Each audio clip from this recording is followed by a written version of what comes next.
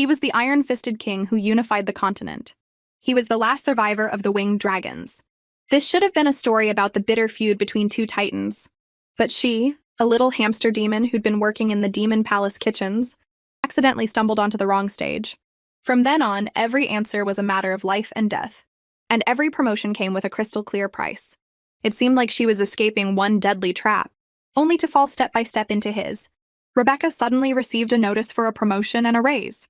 Just as she was giddy with excitement, thinking she'd finally made it, the job title on the notice struck her heart like a sledgehammer.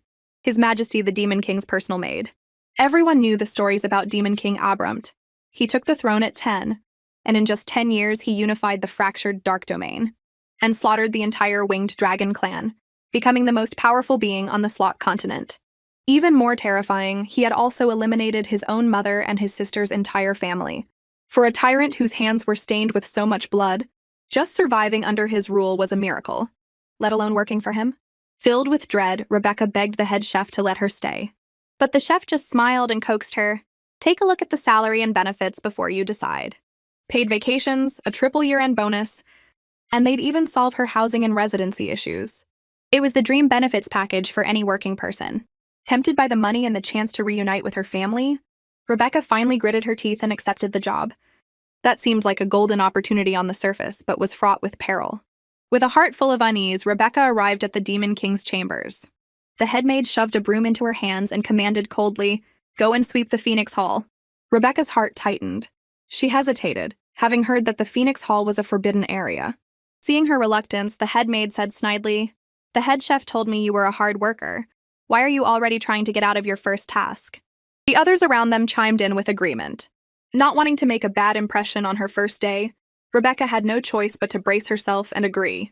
As she walked away, the others began to whisper, "I heard the most vicious prisoners of war are locked up in the Phoenix Hall, especially on the lowest level, where they're holding someone of unknown identity. Anyone who's ever broken into the Phoenix Hall has ended up either dead or crippled." The moment Rebecca stepped into the hall, she knew something was wrong.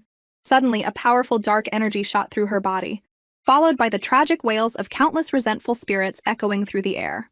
Rebecca struggled desperately, not wanting to die so senselessly here. Just then, she felt something approaching from behind, and terror instantly consumed her. In her panic, a hand reached out from the darkness and shoved her violently down to the lowest level. Rebecca forced her eyes open, enduring the excruciating pain in her body. What she saw was a man with white hair, pointed ears, and a large pair of wings on his back. His limbs were bound tightly by thick iron chains, and he radiated a mysterious and dangerous aura. Rebecca's heart jolted. A winged dragon! But weren't they all slaughtered by the Demon King? The man's powerful presence made Rebecca tremble in fear, but he was completely different from the malicious spirits outside. He might be her only hope of survival. But that hope instantly turned to terror. The winged dragon's thick tail lashed out like black lightning, coiling tightly around Rebecca. The tail tightened its grip, squeezing her neck. Rebecca gasped for air as the fear of death washed over her. She struggled, begging the winged dragon to let her go, but her pleas were met with cold silence. Rebecca cautiously looked up and noticed the winged dragon was injured, his wound still bleeding. For some reason, a wave of pity washed over her. The strange thought barely registered before the winged dragon's lips curved into a slight smirk. "You're just another piece of trash thrown in here." "That's not it," Rebecca quickly explained, her voice hoarse from fear and suffocation. "I'm the Demon King's personal maid. Today was my first day, and the other maids tricked me into coming here." Hearing this, a sly smile touched the winged dragon's lips, as if he'd heard something amusing. He then released his tail from her neck. Rebecca gasped for breath, the relief barely settling in before she heard the winged dragon's deep voice again. "Little thing, I can save you." Rebecca felt a wave of relief, but before she could celebrate, the winged dragon added slowly, "But I won't save you for free. Are you willing?" Rebecca knew this could be a deal with the devil, but she had no other way out. Her only choice was to cling to this lifeline. She nodded eagerly. The winged dragon suddenly leaned in and pressed his lips to hers. The taste of blood filled her mouth.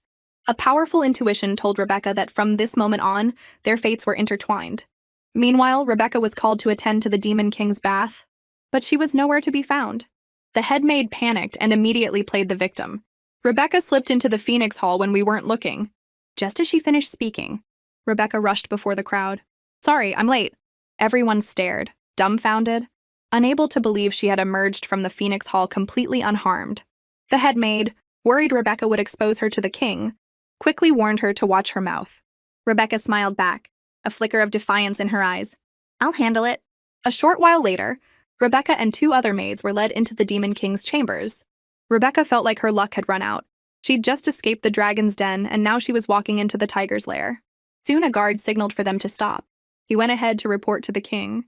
"Your Majesty, they've been brought." A powerful and terrifying aura washed over them. Rebecca's heart pounded, and she instinctively lowered her head, not daring to look up. "Among the three of you, there is a traitor." The Demon King's voice was bone-chillingly cold. Rebecca's mind went blank, her heart hammering in her chest.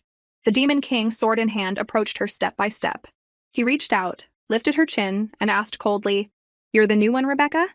Rebecca trembled with fear, her mind racing. "Did he find out about my deal with the winged dragon?"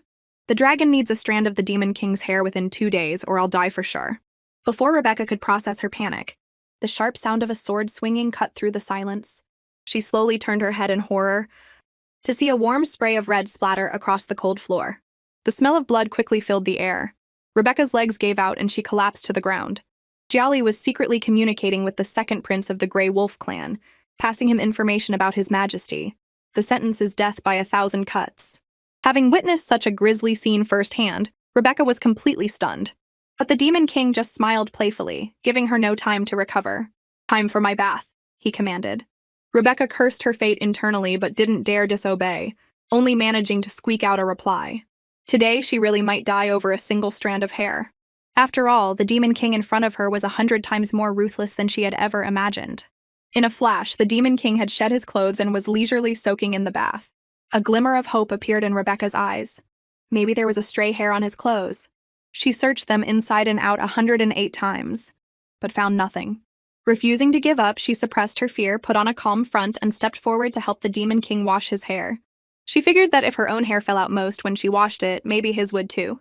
But just when she thought she was about to succeed, she discovered that the Demon King's godlike hair was so perfect that not a single strand came loose. Rebecca was frantic. The dragon had only given her 2 days. Time was running out.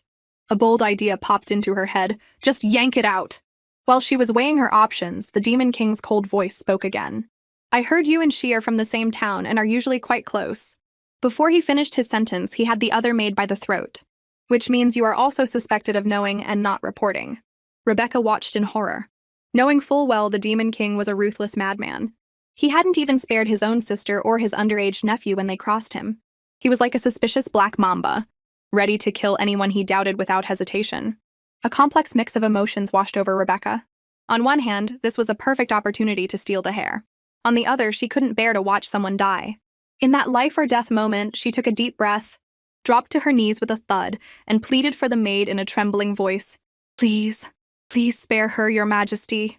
If you suspect her, you can banish her from the palace, but please don't kill her." The Demon King glared at Rebecca. "Are you her accomplice?" Rebecca was stunned, then frantically denied it, distancing herself while continuing to speak for the maid. "Because she's just like me, just an ordinary person trying to make a living under you, hoping to save enough money to go home and be with her parents. Your Majesty, even someone as high and mighty as you must have people you care for, people you hope will return, right? Please don't destroy a family and plunge them into despair over a mere suspicion. Please spare her life." Rebecca had dared to speak so bluntly to the almighty Demon King. For a moment, the entire chamber fell silent, and everyone held their breath for her.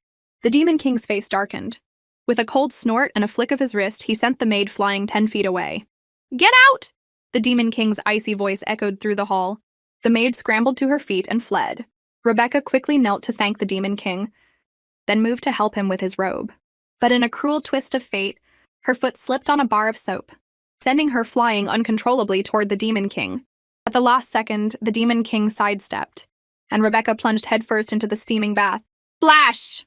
She even managed to swallow a few mouthfuls of the king's bathwater.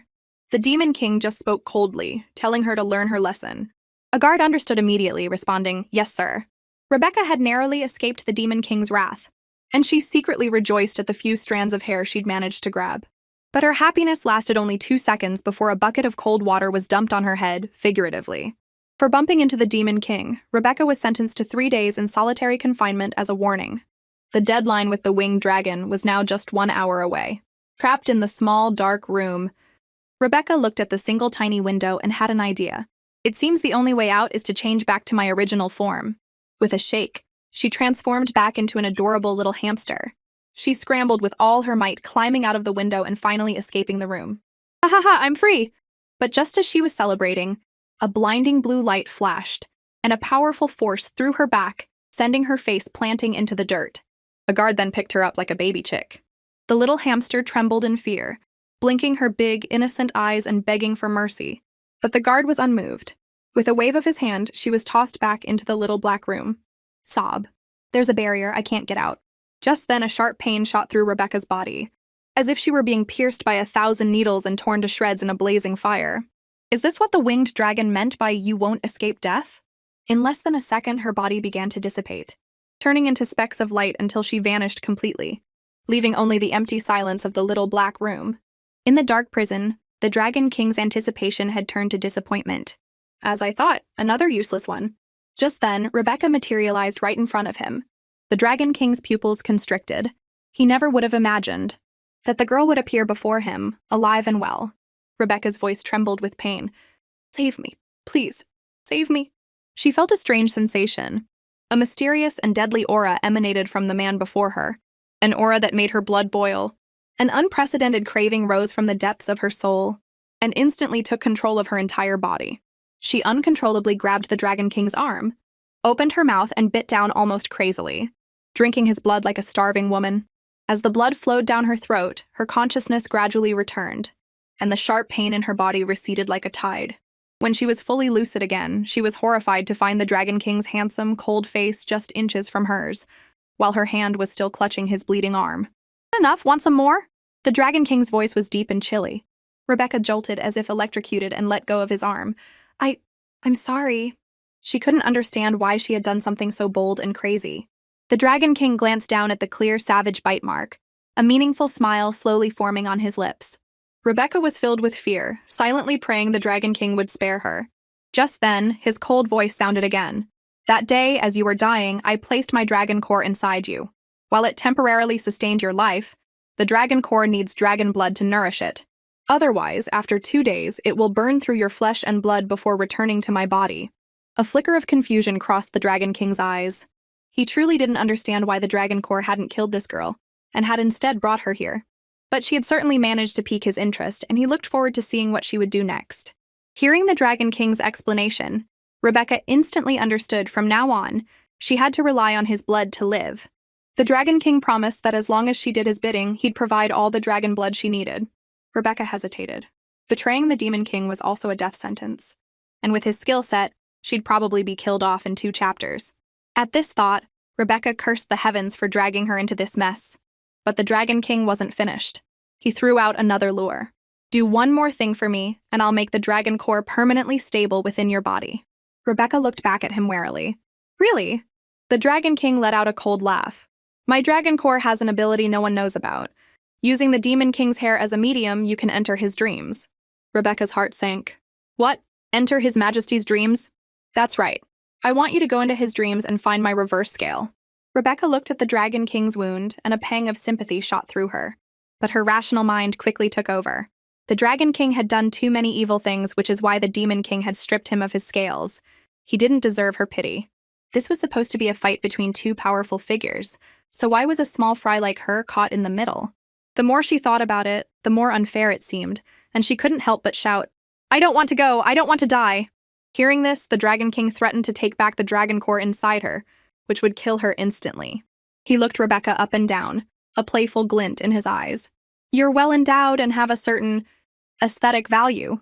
To save her own skin, Rebecca clung to this lifeline the Dragon King had thrown her and promised, I'll get the mission done. The Dragon King nodded in satisfaction. Once the dream ends, the dragon core will erase the Demon King's memory of it. You'll be safe in the real world. Rebecca was full of questions, but before she could ask how to do it, the Dragon King cut her off. The dragon core will go into the dream with you. Just follow its instructions. With that, he glanced at his own bleeding arm and leaned in close to Rebecca's ear, whispering with a low chuckle, Next time, you'll have to trade the location of my reverse scale for my blood. Before she could react, he waved his hand, and a giant magic circle appeared out of thin air, glowing with a mysterious and dangerous light. Rebecca wasn't even mentally prepared. Before the Dragon King shoved her into the center of the array, the world spun, and when she came to, she was in a boundless dark space. Countless sharp sword shadows rained down on her like deadly shooting stars. Rebecca's eyes widened in terror. She dodged left and right, desperately trying to escape the terrifying assault. But no matter how hard she tried, she seemed to be trapped in an invisible cage. Just as she was about to give up, the Dragon Core's voice appeared. This is the border of the Demon King's consciousness. His defensive awareness has taken the form of this sword rain to block intruders. But don't worry, you're only here in your conscious form. You'll feel pain, but you won't actually get hurt. The pain alone was enough to kill Rebecca. She worried that if the Demon King didn't dream, she would suffer for nothing. The Dragon Core prompted, "Actually, in the consciousness space, you can create things with your imagination. Why don't you try to make an umbrella to block them?" Rebecca's eyes lit up. She quickly closed her eyes and let her imagination run wild. But when she opened them with anticipation, the result was the same. She had manifested absolutely nothing. "Useless! You're hopeless!" The Dragon Core scolded, frustrated. Just then, the entire consciousness space vibrated violently. The Dragon Core's expression changed. "The Demon King is dreaming. I can't manifest in the dream itself, so I'm out of here." The next second, Rebecca felt a powerful suction pull her into another space. When she got her bearings, she found herself dressed in a nurse's uniform in a magnificent bedchamber. Moonlight streamed through the window, casting a hazy silhouette on the floor. Rebecca's heart pounded as she thought, "Is that the Demon King?" In a dream, everything is constructed by the Demon King's consciousness, including your appearance. The Dragon Core's voice chimed in at the perfect moment. Rebecca's heart sank. A bedchamber in the middle of the night. A man and a woman alone. A nurse's uniform. Her cheeks flushed, and she couldn't help but complain in her head. This Demon King is into some kinky stuff. Is this going to be a spicy dream? The thought that she might be about to experience her first ever workplace sexual harassment sent Rebecca running for the door. But the moment she took a step, the door slammed shut. Rebecca took a deep breath, telling herself, "It's a dream, it's all fake." She cautiously tiptoed to the Demon King's bed, only to find a cute little boy. "Big sis, where are you giving me the shot today?" Rebecca was completely bewildered. It was the Demon King a second ago. How did he suddenly change? A bold idea popped into her head, but she decided to confirm his identity first. She asked in a professional tone, "Little one, what's your name?" The little boy blinked his big eyes. "Nurse Sis, what's wrong with you? I'm Crown Prince Abramt." Rebecca instantly melted. "He's so cute," she thought. At the same time, she was relieved. The pre-10-year-old Demon King should be easy to handle. Remembering that the Dragon Core said the dream would erase his memories, Rebecca figured she could do whatever she wanted. First, she was going to pamper him rotten. Rebecca scooped up the adorable little Demon King and snuggled him, then playfully threatened, "Big sis is going to give you a shot in the butt." But to her surprise, the little Demon King obediently turned over and presented his little bottom. This completely threw Rebecca off. Weren't kids supposed to cry and scream when they get shots? The little king bit his lip, holding back the pain, and even smiled afterward, saying, "Thank you, Nurse Sis." Seeing how pitiful and cute he was, Rebecca felt a pang of guilt. She shouldn't have treated a child like this. She took out a handkerchief, gently wiped the tears from the corner of his eye, and said softly, "A piece of candy after a shot makes the pain go away. How about Big Sis gives you one?" The little king's eyes lit up at the mention of candy, his smile wider than she could have imagined. "Big Sis, you're the best." Rebecca tried the method the Dragon Core had taught her, attempting to conjure a piece of candy out of thin air. After 49 tries, she still came up with nothing. Seeing the hopeful look in the little king's eyes, she couldn't bear to disappoint him. A sudden idea struck her.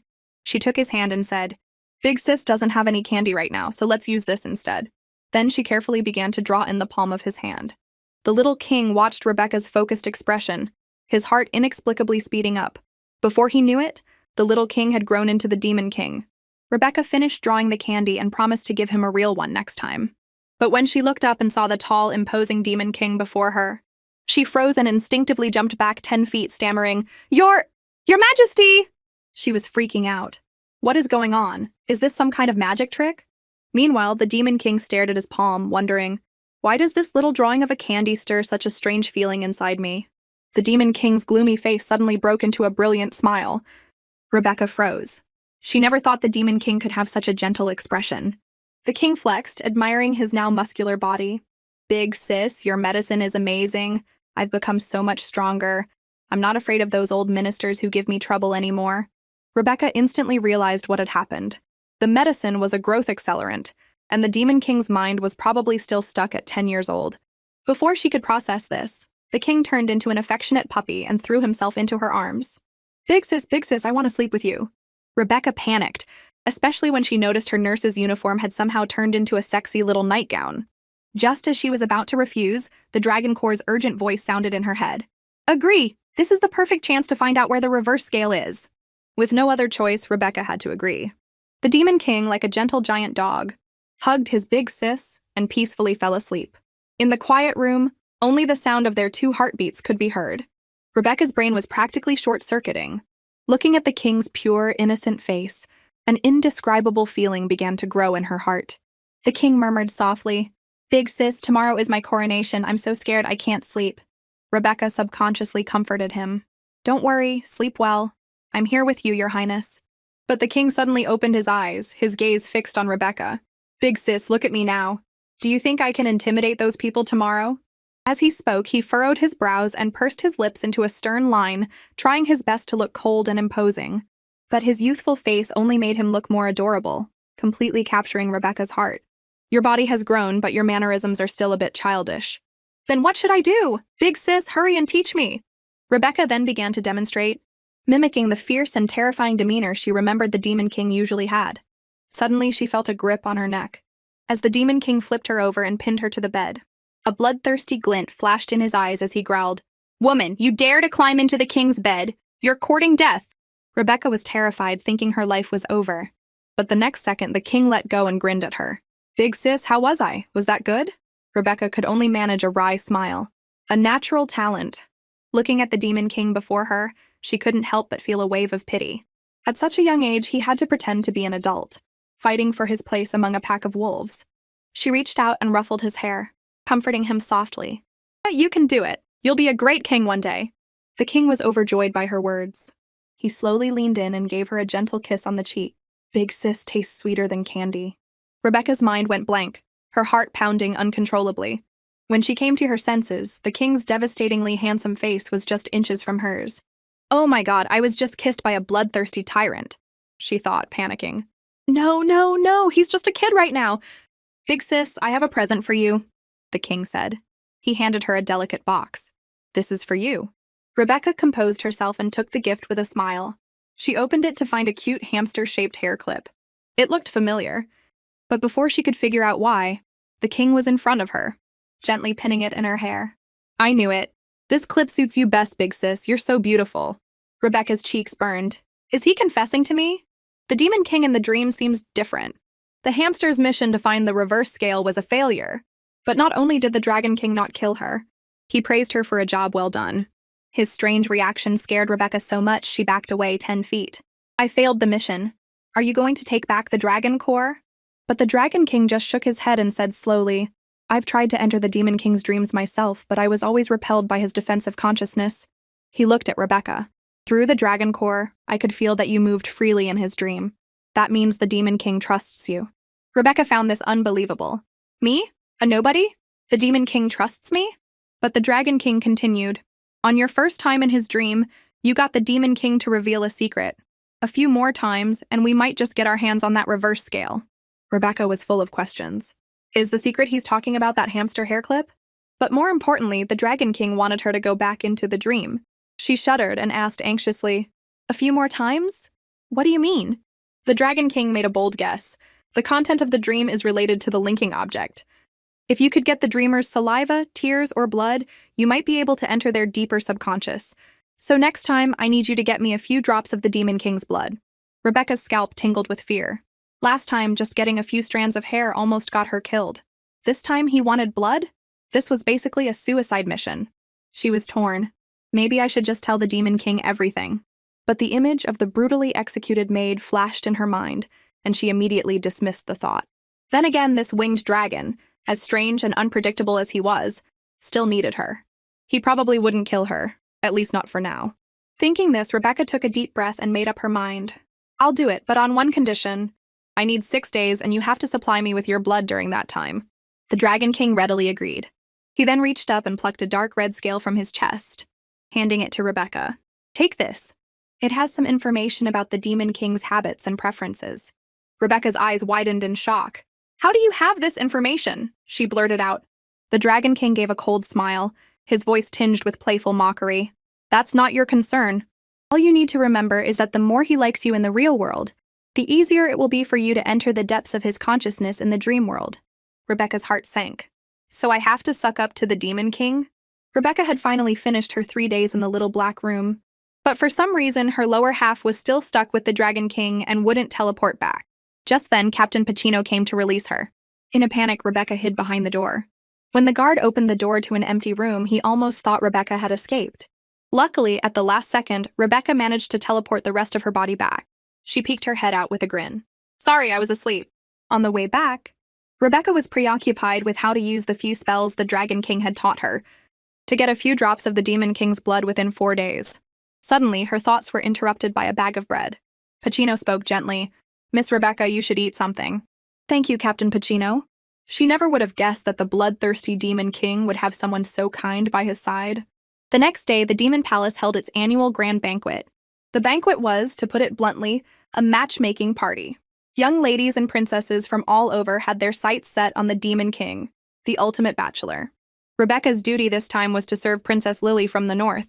Princess Lily's father was the Northern Bee King, who controlled a vast supply of magic stones. She had known the Demon King since childhood and had come this time determined to marry him. With an announcement, the crowd respectfully parted. The Demon King made his grand entrance, exuding an intimidating aura that warned everyone to keep their distance. He walked with steady, powerful steps toward the center of the hall. Seeing him, Rebecca quickly knelt, bowing her head as low as she could.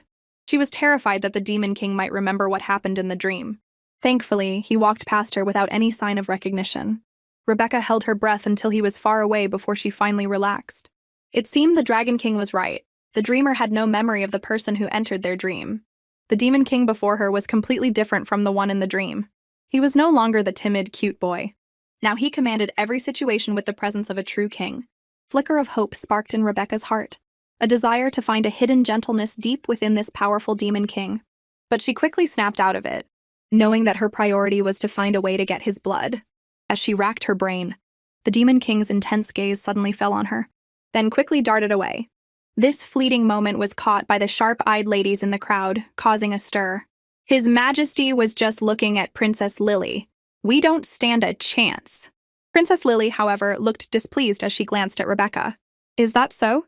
The princess's sudden attention sent a cold sweat down Rebecca's back. Sure enough, Princess Lily deliberately bumped into Rebecca, making her spill the red wine she was holding. The Demon King glanced at Rebecca. Princess Lily, consumed by jealousy, failed in her attempt to frame Rebecca, and went to complain to the king. Your Majesty, please allow me to take Rebecca back to the north to be properly disciplined. Rebecca's heart leaped into her throat.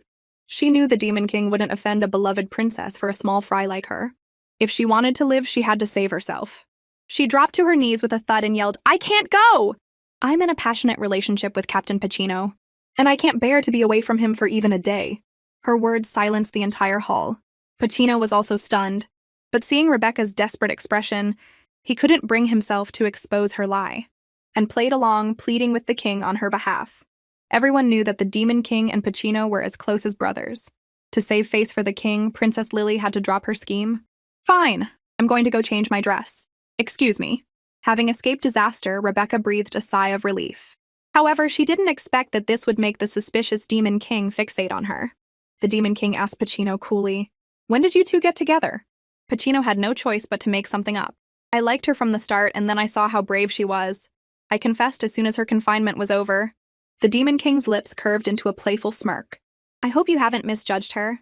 The ball reached its climax as the first dance was about to begin. Princess Lily, having changed her dress, hurried back, eagerly awaiting the Demon King's invitation. Instead, the king walked over to Rebecca and extended his hand. Miss, may I have this dance? The entire room erupted.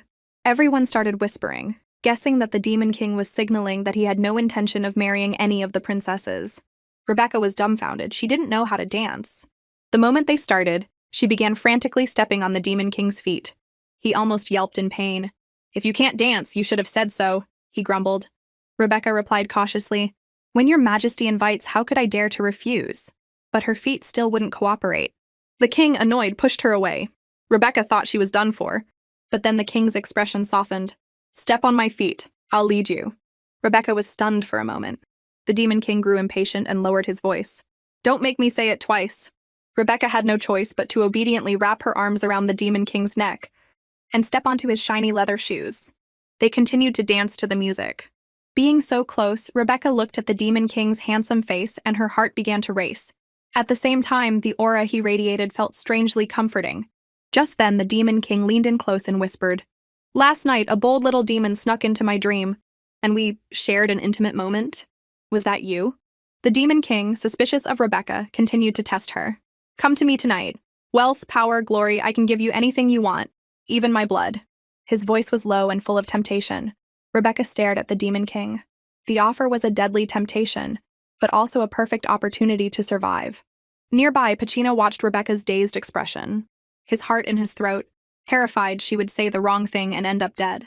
Fortunately, at the critical moment, Rebecca snapped back to reality and decisively refused. "Pacino and I haven't known each other for long, but I've seen him help the servants, and I've seen his undisguised concern for you. I want to protect his integrity and kindness. Even though I fear your power, I could never hurt him." The Demon King just gave a soft, in response, his face unreadable. Rebecca's heart pounded. Did I pass the test? She wondered. After a long moment, the Demon King spoke slowly. "Pacino has been by my side since we were children. When the former king was assassinated, his father was killed as well. He has no friends besides me, and his own family abandoned him. He's always been very lonely. Since you two are together, treat him well." Rebecca felt both guilty and shocked. She never thought the cold, bloodthirsty Demon King could care about someone else. But he doesn't have any family either. Does he feel lonely too? In the dream, he was so attached to a stranger. It seemed his difficult days were just as hard as Pacino's. Rebecca couldn't help but feel a flicker of sympathy for the Demon King. But her sympathy vanished the next second when she received a warning glare from him. "If you betray Pacino, I will send you to the gallows." Rebecca panicked instantly. "Right, I can't think of him as a good person. He deserves to be lonely forever." After the ball, to thank Pacino for helping her out, Rebecca brought him a small cake she had baked herself and asked him to continue pretending to be her boyfriend for a while longer. Pacino readily agreed. Rebecca was strangely moved. "Captain Pacino is such a good person," she thought. "No wonder even the Demon King cares so much about him." Thinking of the Demon King reminded Rebecca of her unfinished mission. She knew the king was extremely suspicious, and trying to get his blood secretly was too risky. She could easily lose her life. What should I do? Rebecca was so anxious she could have torn her hair out. Seeing her distress, Pacino offered to help. Rebecca's eyes lit up, and she quickly said she wanted a promotion and a raise, and needed to know the king's preferences, or perhaps a wish he had yet to fulfill. Pacino could tell she was lying. Rebecca had been acting strangely for the past 2 days. While other maids avoided serving the king, she eagerly volunteered. At the ball, her gaze never left the king, and the way she looked at him while they danced was different. Pacino guessed that the promotion was a lie. What she really wanted was to understand the king. Since it involved His Majesty, he couldn't agree right away. He decided to observe her for a while longer and politely refused. "I can't think of anything at the moment. I'll let you know if I do." "Okay, thank you, Captain Pacino. I won't disturb you any longer," Rebecca said before quickly leaving. Pacino watched her go, lost in thought. His Majesty has never had any friends. If someone could get close to him, maybe he would open up. I truly hope Rebecca doesn't disappoint. Rebecca had worked all day, only to end up with nothing. She carefully took out the Dragon King's scale. It was her only hope now. The scale projected an ancient image. In the vision, the former king was still alive, and the Demon King was just an innocent child with a close childhood friend, cherished by the king. The former king played with the little Demon King just like any other father. But good times are always short-lived. The former king died suddenly, and the little Demon King was imprisoned. From then on, his world was consumed by darkness. Perhaps it was this painful experience that turned the once innocent boy into the bloodthirsty monster he was today. A withered spirit paulownia tree in the vision seemed to be the key to the Demon King's unresolved trauma.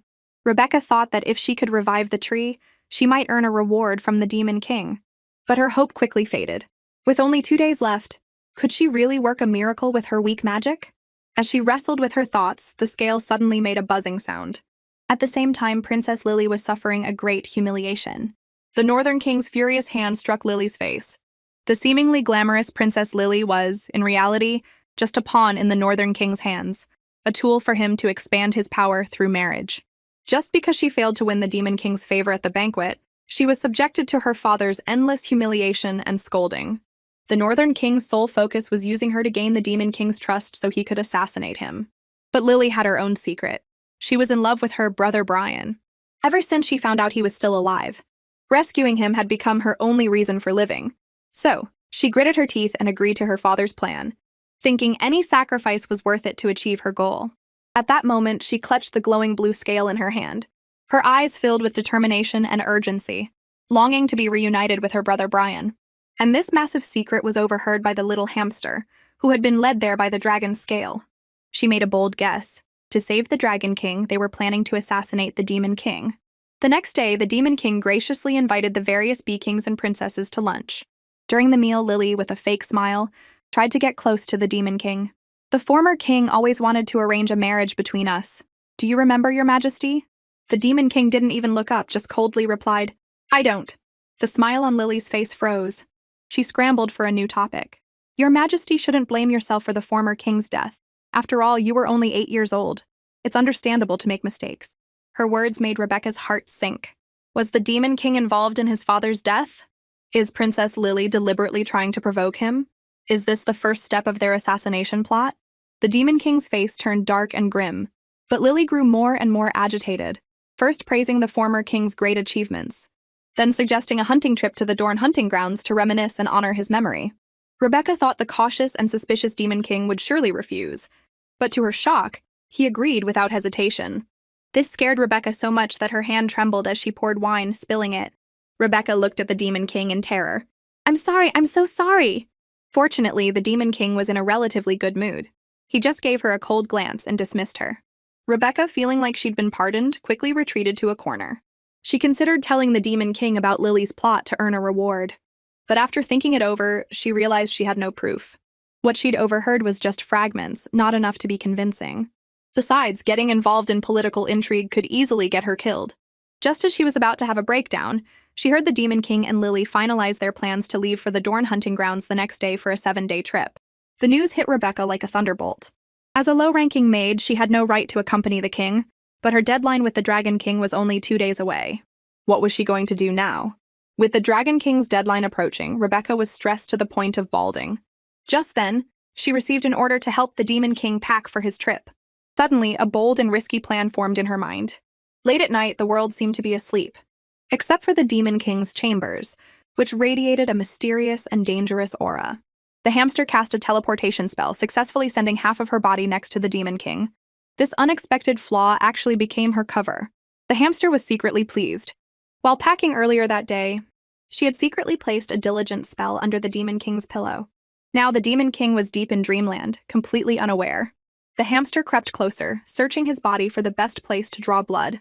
Finally, she found the perfect spot behind his ear, rich in blood vessels and least sensitive to pain. With trembling hands, she slowly brought the needle to the back of his ear and successfully collected his blood. Just as she was getting excited, the Demon King let out a muffled groan. The hamster's heart nearly leaped out of her chest and she instinctively dove under his covers. The Demon King seemed to sense something was wrong and slowly opened his blood-red eyes. The hamster hid under the blanket, not daring to breathe, her heart pounding wildly. To make matters worse, at that very moment, her lower half decided to teleport over. The Demon King sat up abruptly, his eyes scanning his surroundings warily. The room's protective barrier was intact. Finding nothing amiss, he slowly lay back down and, under the influence of the diligence spell, fell asleep again. However, the spell's backlash began to take effect, and an overwhelming sleepiness washed over the hamster. She finally couldn't resist and collapsed onto the Demon King's body. When she came to her senses, she was staring at the Demon King's chiseled 18-pack abs. The hamster's eyes widened and she screamed silently in her head. No, no, avert your eyes, this sinful man. In a panic, the hamster tried to use a teleportation spell to escape the awkward situation. But because her previous teleportation had left her form unstable, not only did she fail to leave, but she transformed directly into her human form. The Demon King's handsome face was just inches away, his warm breath on her face.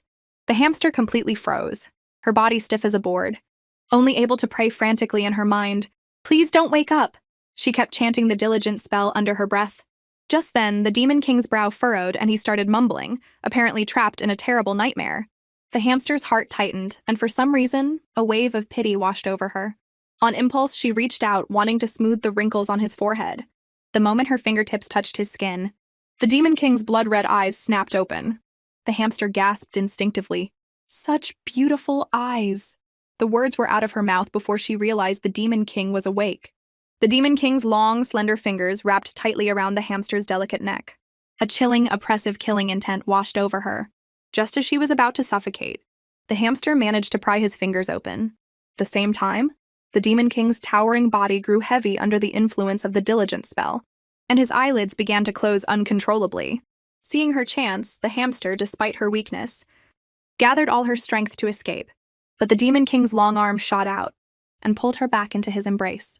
The power of the diligence spell raged within the hamster, draining her strength rapidly, but compared to the Demon King, she still had a sliver of energy left.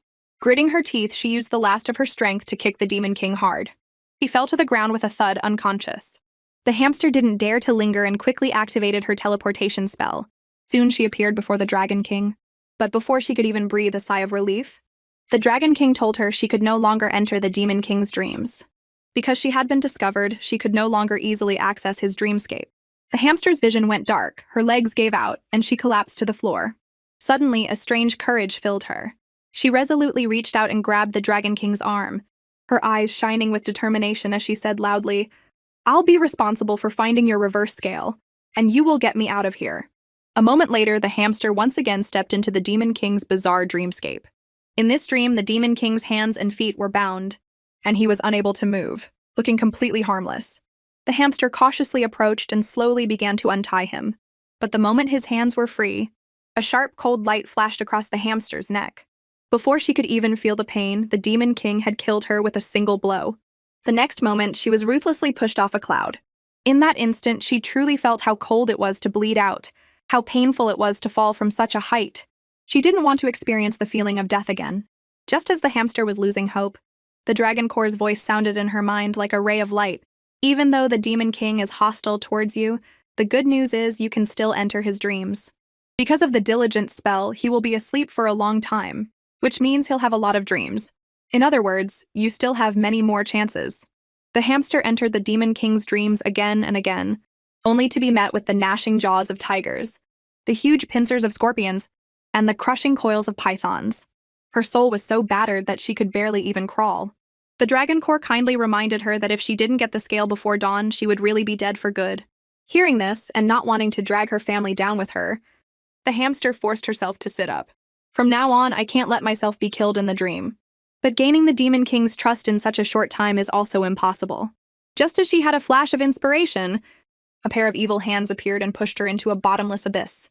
The Demon King's eyes flashed red, as if he were smugly admiring his handiwork. Suddenly, his pupils constricted. He saw a flash of green in the hamster's arms, glowing faintly in the darkness. The Dragon Core, exasperated, teased, "You can't even conjure an umbrella. And you think you can conjure a tree?" The hamster was betting on the Demon King's obsession with the spirit Polonia tree. If she could prove that she was the key to cultivating it, she could then ask for the winged dragon's heartblood and find the location of the scale. And sure enough, her effort paid off. The little sapling took root as it fell. The Demon King shot down like an arrow, his slender fingers gripping the hamster's waist tightly. But in the dream, his magic was limited, and the magical flame at his fingertips fizzled out. The two of them fell like a broken kite. At the last second, the Demon King twisted his body, using himself as a cushion to save the hamster. The hamster let out a huge sigh of relief. We didn't die from that height. He really does have main character plot armor. Just then, the Demon King's gaze fell on the spirit Polonia in her hands. He spoke slowly. "Where did you get that?" "I grew it. Only the essence refined by my unique evolution technique can nourish the spirit Polonia." The hamster suppressed her elation, but the sly glint in her eyes was impossible to hide. She had already formulated a perfect plan in her mind, but she never expected that the scene before her would leave her speechless once again. A stampede of spiders surged from behind the Demon King. The hamster took off running, but then saw a spider launch a fierce attack on the king. He curled up on the ground, tears streaming down his face. The hamster's eyes widened. What's going on? The Dragon Core's warning exploded in her mind. These are manifestations of the dreamer's inner demons. The spirit Polonia must have triggered a strong emotional response in the Demon King. The tree will only last for half an hour. If the dreamer dies, the dream will collapse and your mission will fail. Before the words had even faded, the hamster was already running back. She grabbed the Demon King's hand. "Don't be afraid, I'll get you out of here." The Demon King looked up at the hamster, and his heart skipped a beat as a familiar yet fuzzy memory washed over him. Once before, it seemed, someone else had protected him so selflessly. They ran for a long time before finally finding a safe cave to hide in.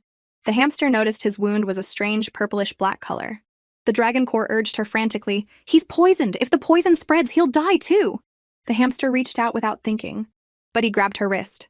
"What are you doing?" "You're poisoned," she explained. "You need an antidote right away." The tips of the Demon King's ears turned red as he backed away. "You're not allowed!" However, the hamster just pounced on him and bit down on the wound. After half an hour, the Demon King was out of danger. The hamster finally let out a sigh of relief, only to realize she had stripped him completely bare. "I almost forgot he's a guy." She tried to act calm. "Don't worry about it. When I was studying medicine, I treated adults, kids, men, women, even little animals this way. In my eyes, you're no different from the beagle I saved last time. I didn't feel a thing, so you probably didn't either, right?"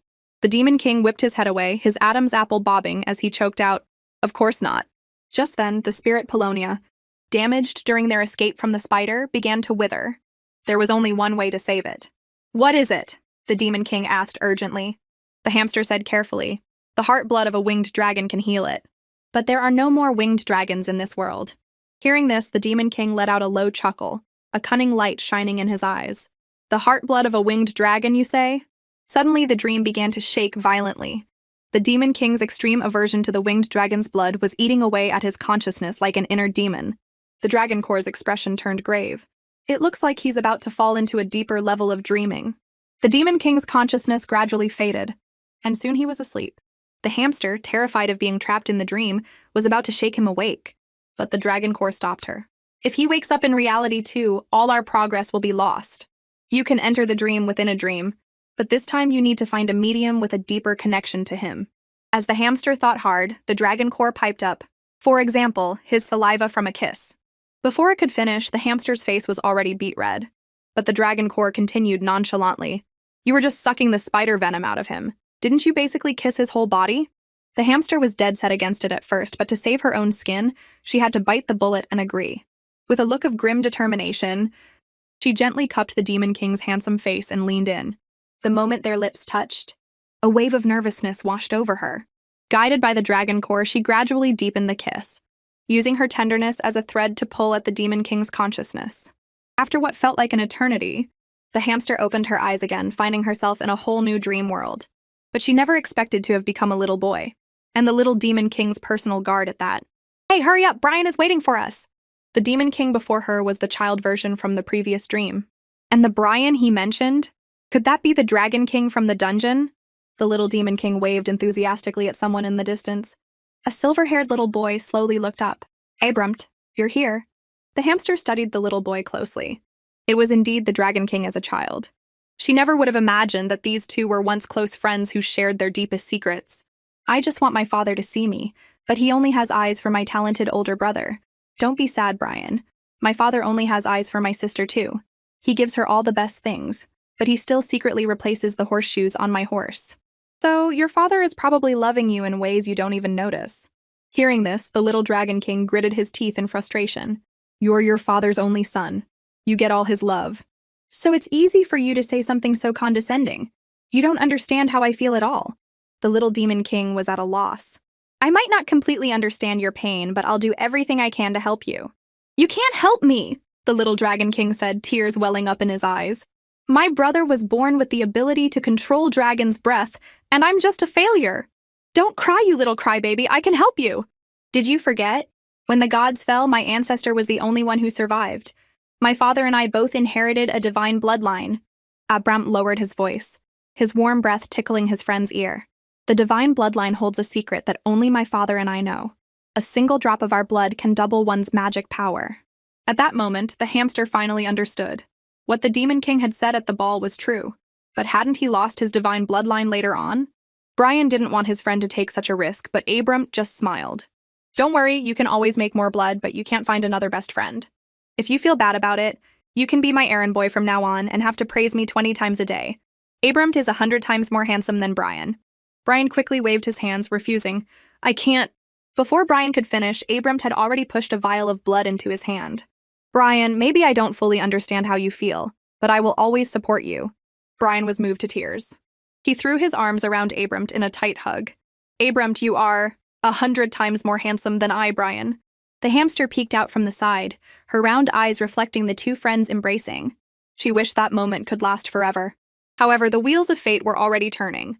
The Dragon King, Caney, in his ambition to become the ruler of the continent, broke the treaty and secretly assassinated Abram's father. As lower beings, the winged dragons couldn't kill a god, but gods could kill each other. Dragon King Caney used Abram's divine blood to power an ancient forbidden ritual, the god-slaying array. Abrant was stunned. Did my best friend Brian betray me? Before he could process it, the Dragon King's longsword pierced his father's chest, and all he could do was watch his father collapse to the ground. The hamster quickly covered Abram's eyes and pulled him away from the danger. Abram's heart was being eaten away by guilt. He was consumed by the tragic belief that it was his own divine blood that had pushed his father to his death. The hamster quickly comforted him. It's not your fault. It was Brian. He betrayed your friendship. Abramt gritted his teeth, stubbornly insisting over and over that his father wasn't dead, his voice tinged with a near-maniacal desperation. He violently shook off the hamster's hand and turned to run back, determined to save the father he was convinced was still alive. The hamster watched his resolute back, a sharp stabbing pain twisting in her heart. She couldn't bear to watch Abramt go to his death. She rushed forward and hugged him with all her might, shouting desperately, Pacino's father gave his life to buy you time to live. You can't go die. However, Abramt was blinded by grief and obsession, unwilling to believe the cruel reality that his father was gone. Just then, a familiar voice came from behind. Abramt, are you going to keep being a fool? Abramt froze and slowly turned around. It was Brian. He stood alone in the wind, his face etched with sorrow and helplessness. But in the hamster's eyes, he looked like a demon. She rushed forward, grabbing Brian by the collar and screaming, Why did you betray Abramt? You're the reason he lost his father. But in the face of the hamster's accusation, Brian vehemently denied it. I knew nothing about it. This was all my father's secret plan. I grew up with your father teaching me just like you. How could I ever harm him? I lost the uncle who loved me too. I'm in as much pain as you are. Brian's tearful words threw Abramt into a state of confusion and inner conflict. Brian suddenly said urgently, We're out of time. I know a secret path. I'll take you out of here now. Abramt instinctively took a step back, looking at Brian with suspicion. His gaze unintentionally fell on a shocking scar on Brian's wrist. Memories flooded back to him. The once timid Brian had, without hesitation, thrown himself in front of him to block a fatal blow. But what was happening now? His mind was in turmoil. Logic told him he couldn't trust Brian again. But emotionally, he couldn't let go of their once deep friendship. Finally, Abramt took a deep breath, slowly reached out, and took Brian's hand. Brian looked at Abramt, his lips trembling. Abramt, my dearest friend, I'm so sorry. When she saw the Dragon King plunge a sword into the Demon King's heart, Rebecca woke up with a jolt. She couldn't believe it. The Dragon King had just destroyed their friendship with his own hands. For some reason, her heart ached for the Demon King. Shaking her head, she realized she was no longer in the dream within dream. Looking at the Demon King's dark expression beside her, Rebecca cautiously asked, Are you okay? The Demon King gritted his teeth. Just go. The next second, Rebecca threw her arms around him from behind. She just wanted to be there for him, to offer some kind of comfort. But the Demon King exploded. Get off me! Don't think I won't kill you just because you sucked the spider venom out of me. Still, Rebecca couldn't bring herself to leave him. Just then, she woke up for real. When she opened her eyes, she was met with the Dragon King's icy stare. Did you find the location of my reverse scale? Remembering how the Dragon King had betrayed and murdered the Demon King, Rebecca's legs went weak, and she collapsed to the floor. The Dragon King seemed to notice something was off and pressed her. Why are you afraid of me? What did you see in his dream? In a panic, Rebecca blurted out, A nightmare! A really scary one! We were being chased by a poison spider. It just kept chasing us. The Dragon King looked at her, half believing. Seeing her chance, Rebecca continued to spin her story. And there were crocodiles and dinosaurs and man-eating flowers. It was terrifying. Clearly, the Dragon King was taken in. Rebecca pressed her advantage. I know where the reverse scale is. The Dragon King's dark expression instantly broke into a wide smile. Where? Tell me! Rebecca gathered her courage. You have to answer 2 questions for me first. The Dragon King gave a slight nod. With his permission, Rebecca asked boldly, After you get the scale, how are you going to free me from my dependence on your blood? The Dragon King smiled. Once the scale is back in place, my magic will be 70% restored, and I can go 10 times longer between feedings. When I'm fully recovered, 1 drop of my blood will keep you safe for 100 years. 100 years? That meant she'd be free of him for the rest of her life, Rebecca thought. She asked her second question. What's your relationship with Princess Lily? Why does she have one of your scales? The Dragon King's face darkened. That's none of your business. Rebecca was afraid he'd kill her as soon as she told him where the scale was, especially since he had Princess Lily to help him now. To deal with a backstabber like him, Rebecca knew she had to stay in control. She told the Dragon King that she still needed to confirm the scale's location and promised to bring it to him next time. The Dragon King was full of doubt. You've been exposed to Abramt. Do you even have another chance? Rebecca insisted she did, but the thought of the murderous Demon King made her scalp tingle and her stomach churn. After all, the Demon King in reality was completely different from the one in her dreams. The next morning, Rebecca steeled herself and turned herself in. Seeing the Demon King's ice-cold face, she froze. The unspeakable things that had happened in the dream flashed through her mind, and Rebecca's face turned bright red. The Demon King looked up, shooting her a death glare. What, you came back to die? At his words, Rebecca dropped smoothly to her knees. Your Majesty, please spare me. If I didn't come back, your soldiers would have executed me on the spot. I just wanted to explain myself to you in person. A wicked smile played on the Demon King's lips as he leaned in and whispered mockingly in her ear. Then please, do tell. What business did you have climbing into my bed in the middle of the night? Rebecca fought to control her panic. She remembered the Dragon Core saying that the dreamer forgets the dream upon waking.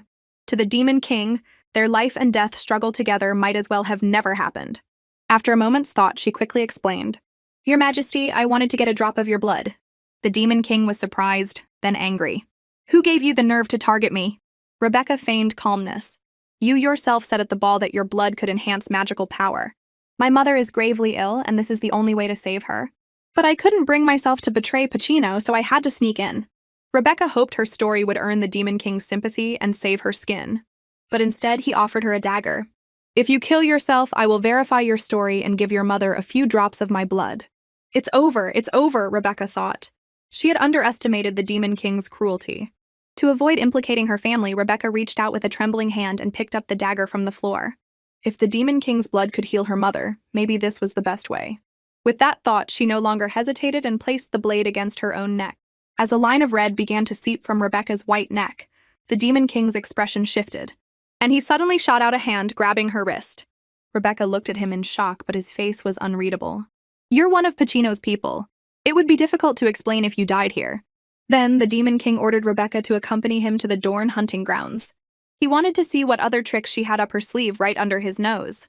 Having just barely saved her life, Rebecca was terrified he'd change his mind and took off running. As the Demon King watched her retreating back, a cloud of suspicion formed in his mind. Her magic is weak, yet she can come and go through my barrier at will. And she knows advanced magic like teleportation. How many more secrets is she hiding? The procession to the Dorn hunting grounds set off in grand fashion, with Rebecca among them. Princess Lily was worried she would ruin her plans, but her ambitious father didn't seem to care, hoping to use Rebecca to drive a wedge between the Demon King and his guard captain. Princess Lily couldn't stand the sight of Rebecca, perhaps because of Brian, her one true love. The prominent bite mark on Brian's hand was like a thorn in her heart. When she took the scale Brian had given her and found Rebecca's quarters, Lily was convinced that Rebecca was only willing to risk her life for Brian because she was taken with his good looks.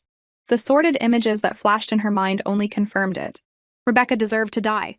She had worked so hard to win Brian's heart, only for Rebecca to swoop in while also two-timing him. Once they arrived at the hunting grounds, everyone set up camp. To completely eliminate the Demon King's suspicion, Rebecca put on a public display of affection with Pacino. The move made everyone around them envious. But it also unexpectedly made the Demon King jealous. Just then, another maid approached Rebecca and relayed the Demon King's orders with a serious expression. It's a hot day. His Majesty has instructed you to go cool down the soldiers' horses with a wash. Rebecca was stunned. This was bad. The poor little working hamster had no choice but to obey. As Rebecca reluctantly headed off to her task, Princess Lily passed her. Rebecca sensed an inexplicable hostility from her, but she had no idea how she had offended the princess. Night fell in a blink of an eye. As Rebecca worked, she grumbled to herself, did he bring me to the hunting grounds just to torture me? Making one person do 2 jobs without a raise, he's the worst kind of boss.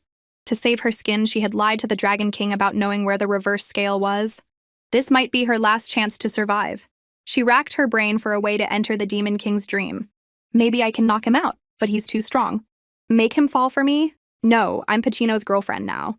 Use the diligence spell on him again? But then I'd fall asleep too. As she was stressing out, she heard footsteps behind her.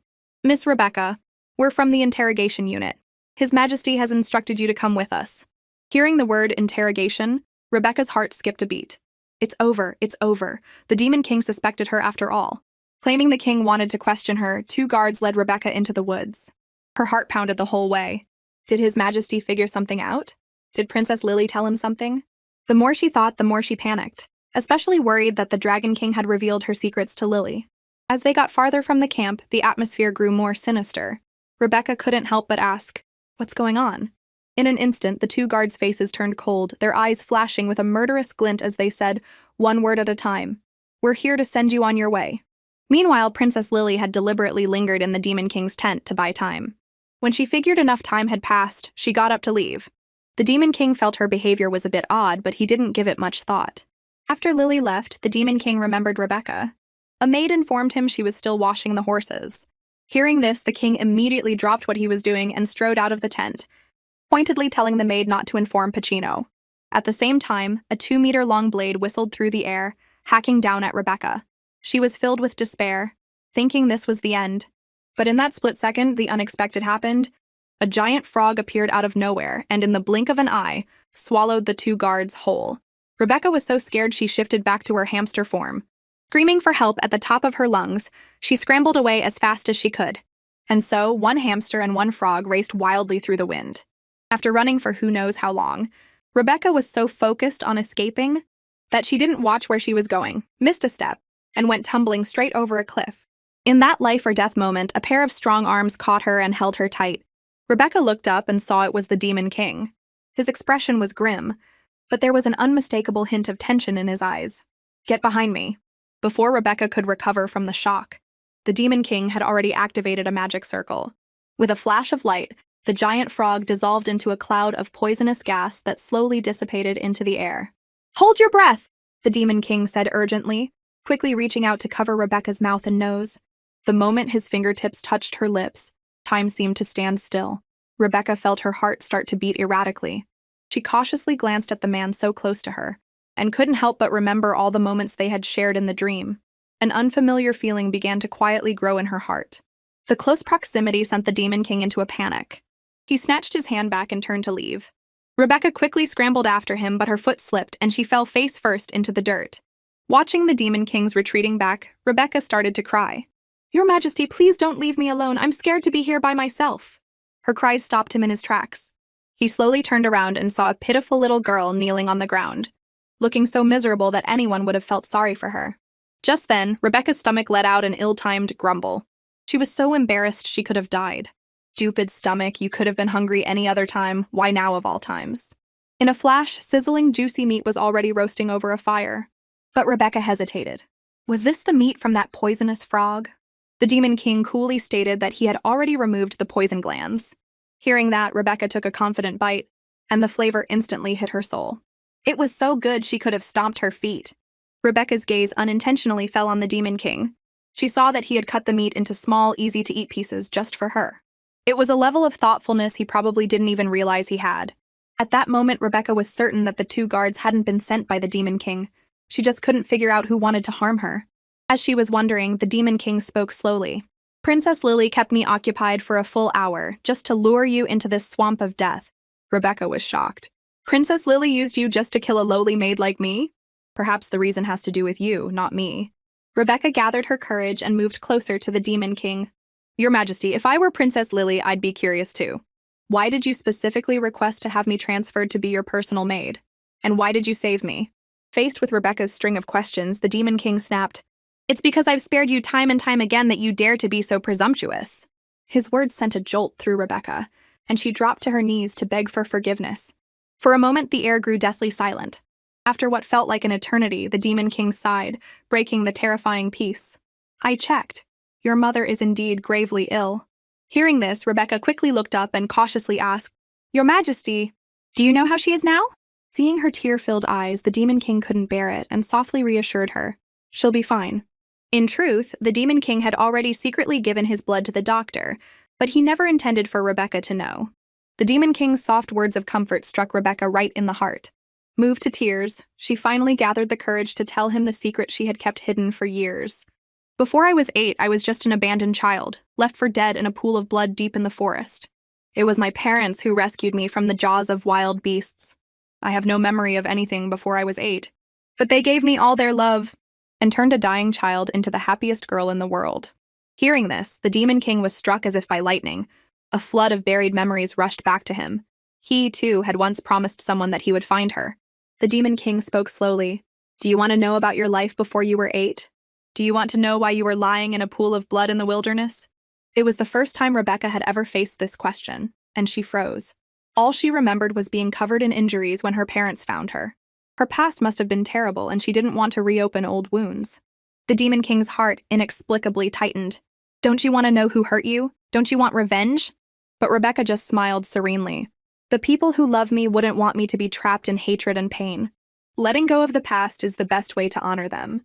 Rebecca was actually trying to tell the Demon King that his father wouldn't want him to be tormented by guilt and hatred, but she was afraid of arousing his suspicion. Thinking quickly, she performed a bit of magic in front of him. Your Majesty, look! The Demon King followed the faint light with his eyes, and his pupils constricted. Cradled in Rebecca's arms was a spirit Paulonia sapling. He looked at it with disbelief. Rebecca quickly explained, I sensed that a small branch of the tree you and the former king planted still held a trace of his spirit, so I secretly took it and tried to heal it. Your Majesty, this is no coincidence. It was your father using his last bit of strength to protect this spark of life and to protect you. In all the places you couldn't see, he has never left your side all these years. The Demon King suddenly leaned in close to Rebecca. Then why did you save it? Rebecca panicked. I could feel your longing for the former king, a weight so heavy you could barely breathe. I didn't want you to be trapped in eternal darkness. While that wasn't the whole reason, it was what was in her heart. The Demon King's heart was slowly being healed by Rebecca. Even in a dangerous situation, she was still thinking of how to bring him light and hope. Just then, a voice shattered the delicate atmosphere. Pacino came galloping over on his horse. Your Majesty, the maid said you hadn't returned, so I... He trailed off, stunned by the scene before him. His Majesty had given Rebecca his cloak and was even personally grilling skewers for her? This was a once-in-lifetime sight. While Pacino was still confused, the Demon King ordered him back to the palace, stubbornly explaining that she was just taste testing for poison on his orders. As the Demon King walked away, Pacino whispered to Rebecca, asking what had happened. Rebecca replied, I was tricked into coming here and ran into a magical beast. Luckily, His Majesty was passing by on patrol and saved me. Pacino was even more confused. The nightly patrols had ended long ago. Could it be that His Majesty came here specifically to save Rebecca? Meanwhile, Princess Lily got a hard slap across the face.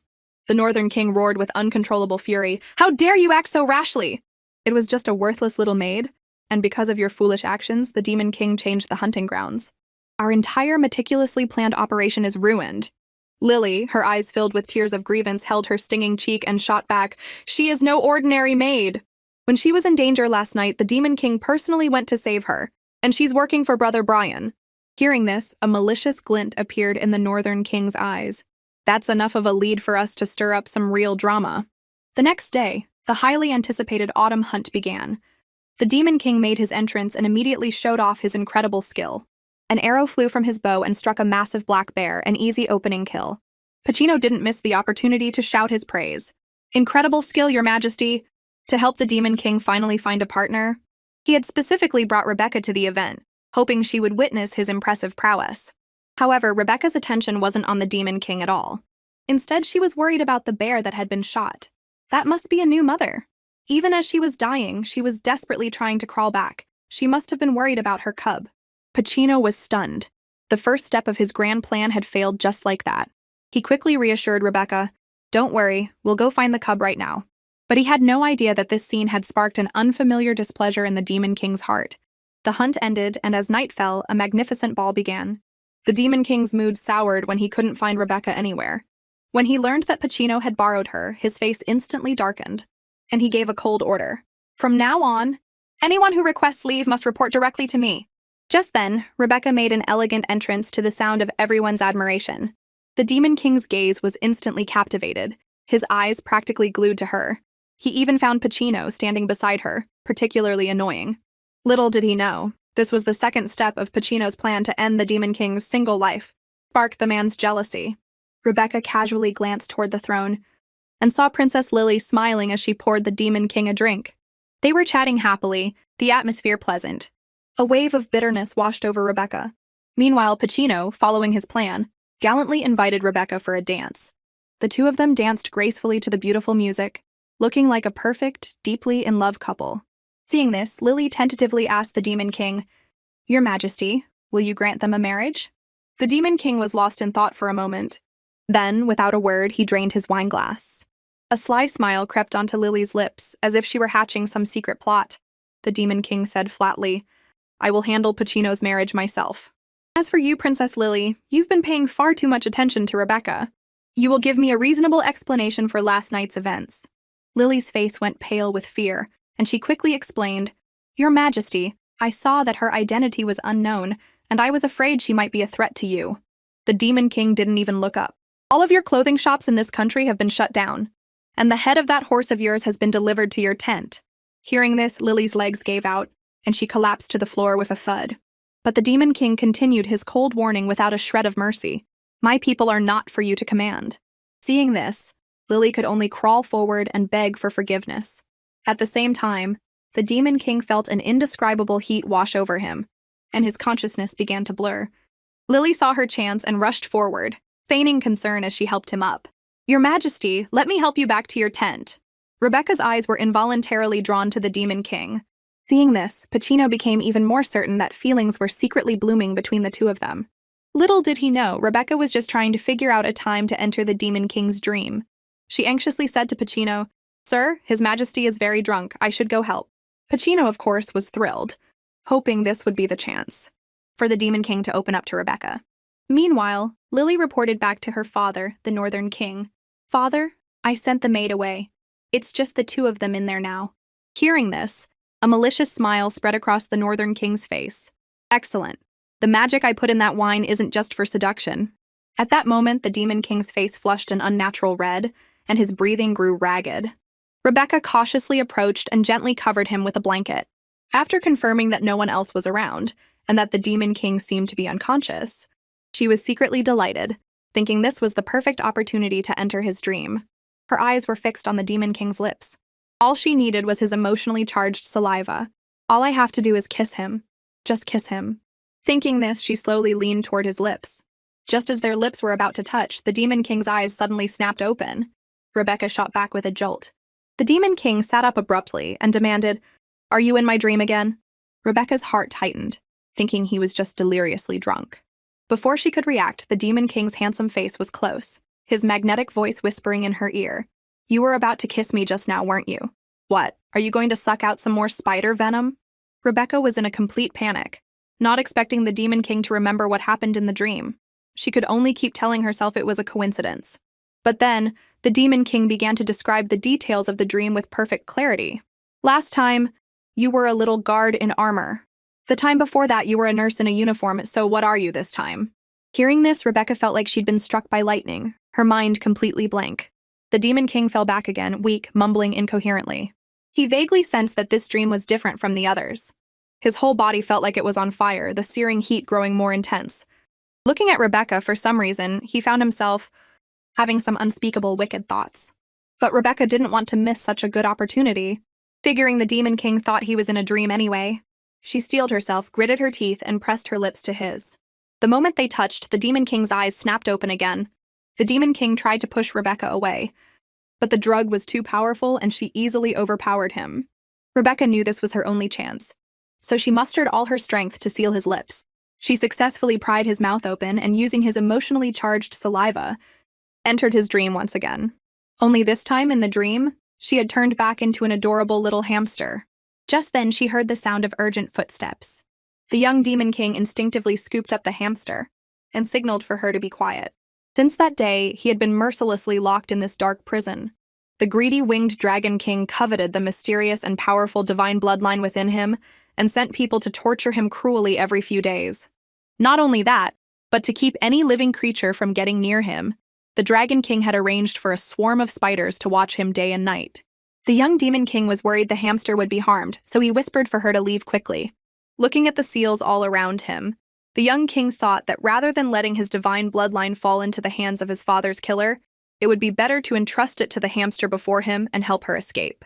So, he quietly channeled his spiritual energy and slowly infused his divine bloodline into the hamster. Suddenly, a spider radiating a strange aura lunged at the hamster. Seeing this, the hamster trembled and took off running on her little legs. The young demon king watched her go, thinking to himself that perhaps this was the best fate for his divine bloodline. As long as it didn't fall into the hands of the winged dragons, they could search his body all they wanted. He had nothing to fear. But who would have thought that the next second, he would feel a warm touch on his fingertip? He looked down in astonishment and saw the hamster tightly gripping his finger. The young king asked, surprised, "You already escaped. Why did you come back?" The hamster panted, "I'm going to get you out of here with me before those spiders come back." In reality, she had another motive: to get the location of the reverse scale from the young king. With that in mind, Rebecca quickly activated a teleportation spell. Strangely, perhaps because she was in a dream, the teleportation was exceptionally smooth this time. In a flash of light, they were successfully transported outside the dark prison. Rebecca cheered, "We escaped!" The young demon king, however, was full of suspicion. How could she have transformed into her original form so quickly? Had the divine bloodline already merged with her? Rebecca then suggested they find a place to rest, using the young king's injuries as an excuse. But really, she wanted to find a chance to ask about the reverse scale. The young king gave a slight nod and a soft reply because he too was plotting how to get the divine bloodline back from her. Seeing the young demon king covered in wounds, Rebecca's heart ached and she quickly cast a healing spell. The winged dragon king was despicable, not only betraying his best friend but also torturing the young king like this. If she hadn't been forced by him, Rebecca would never have helped him find the reverse scale. Suddenly, Rebecca felt her body become lighter, her spiritual power surging. She quickly asked the young king if he had done something to her. The young king was in a difficult position. The divine bloodline was a special case. Unless the person was willing, no one could know where it was, let alone extract it. Although he had placed it inside Rebecca and knew its location, if she refused to return it, forcibly taking it would not only require immense magical power, but would also endanger her life. Unsure of her intentions, he decided to keep it a secret for now. He also felt grateful to her for saving him and didn't want to deceive her, so he planned to observe her for a few days. Seeing the young king's troubled expression, Rebecca felt a pang of guilt. But to survive, she had to find a way to trick him into revealing the location of the reverse scale. Rebecca took out the dragon scale and showed it to the young king. "Look, what's this?" The young king was shocked. "How do you have a dragon scale? What's your connection to the dragon clan?" Rebecca lied, saying she got it from Princess Lily, daughter of the Northern Wolf King, and heard it was a gift from the winged dragon prince. Hearing this, the young king sensed that things were about to get serious. Dragon scales were connected to the dragon's body and could sense each other's location. Rebecca panicked and tried to destroy the scale, only to find that as long as the dragon was alive, the scale couldn't be destroyed. The young king suggested placing the scale somewhere else to mislead their enemies. But Rebecca's body was weak, and she could only cast one more independent teleportation spell, so she had to choose a safe place. She begged the young king for advice, and he remembered his father telling him about a certain place in the demon palace that might work. Just then, with a swoosh, an arrow pierced through Rebecca's body. The Dragon King had found them. The injured Rebecca collapsed to the ground, and the young Demon King quickly pleaded with the Dragon King to spare her. The next second, Rebecca abruptly got back up, a flash of killing intent in her eyes, and a powerful force erupted from her body. Everyone present was stunned. The Dragon King was full of suspicion. How could this seemingly ordinary child possess such powerful spiritual energy? The young Demon King was even more shocked. The power of the divine bloodline erupting from Rebecca was far greater than his own, as if it had always belonged to her. Seeing that Rebecca made no further move, the Dragon King immediately ordered their capture. The young Demon King scooped Rebecca up and ran for his life. The Dragon King watched them go, beginning to suspect that Rebecca was connected to that person. The young Demon King, carrying the injured Rebecca, had fled to the edge of a cliff. Rebecca's soul slowly floated out of her body. Just as she was reeling in shock, the Dragon Core suddenly appeared. She's been hit by an arrow and is unconscious. If it weren't for the power of the divine bloodline, she'd be long dead. Hearing this, Rebecca's heart sank, and she instantly understood. "Are you saying the young Demon King transferred his divine bloodline into my body?" The Dragon Core nodded slightly, a hint of teasing in its tone. "Otherwise, did you really think your power would surge in a dream?" At that moment, Rebecca's life was in the young Demon King's hands. The Demon King had always been ruthless, and Rebecca knew that this time she was probably done for. Sure enough, the young Demon King slowly reached out his hand, intending to forcibly extract the divine bloodline from her body. Seeing this, Rebecca tried to stop him, but she was just a wispy soul. and couldn't touch his hand no matter how hard she tried. She could only watch as his hand got closer and closer to her body. Just as Rebecca thought it was all over, the young Demon King's hand stopped mid-air. She was stunned, and then she heard him start to sob quietly, muttering to himself that he couldn't harm his savior, or else he'd be no different from the treacherous Brian. The Dragon Core couldn't help but chuckle. He actually chose you. Rebecca subconsciously glared at it as if to say, "What's wrong with that?" But she was still confused. What had happened to turn the kind young Demon King, who wouldn't harm others even in the most desperate situations, into the cold-blooded, murderous monster he was today? As she was thinking, the winged dragons caught up to them.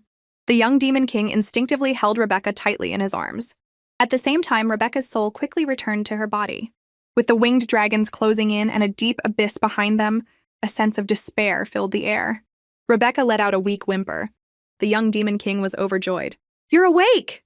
But Rebecca didn't have time to respond. The next second, she urgently suggested, "Let's jump off the cliff. Trust me, I have a way to keep us alive." The young Demon King was stunned for a moment, hesitated for only a fraction of a second, then nodded decisively. They held hands and slowly walked to the edge of the cliff. Taking a deep breath, they leaped, plunging into the endless abyss. As they fell, Rebecca silently chanted, "Big wings." Big wings, trying to sprout wings, but nothing happened. Seeing they were about to hit the ground, the young Demon King didn't hesitate to position his body to cushion her fall. Rebecca was shocked. "What are you doing? I should be the one on the bottom." But the young king said, "You were never supposed to be in this mess. It's my fault you're here." Hearing this, Rebecca's heart began to beat wildly. She absolutely could not let anything happen to him.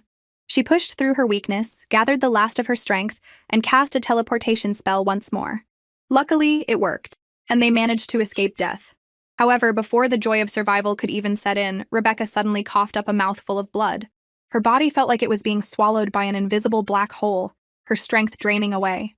Seeing this, the young Demon King's eyes turned red, and he shouted, "Don't sleep! Wake up! I'll take you back to the Dark Domain. I'll find a way to heal you." Rebecca was coughing up blood not just because she had forced a teleportation spell, but because the divine bloodline was merging with her, rapidly consuming her life force.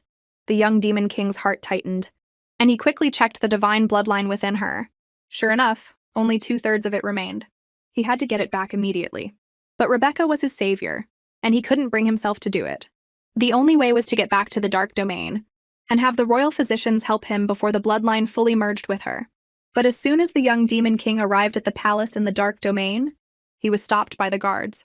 He shouted angrily, "I am the Crown Prince, don't you recognize me?" The guard, without a word, kicked them both away. If you were the Crown Prince with the divine bloodline, you would have been able to dodge that kick.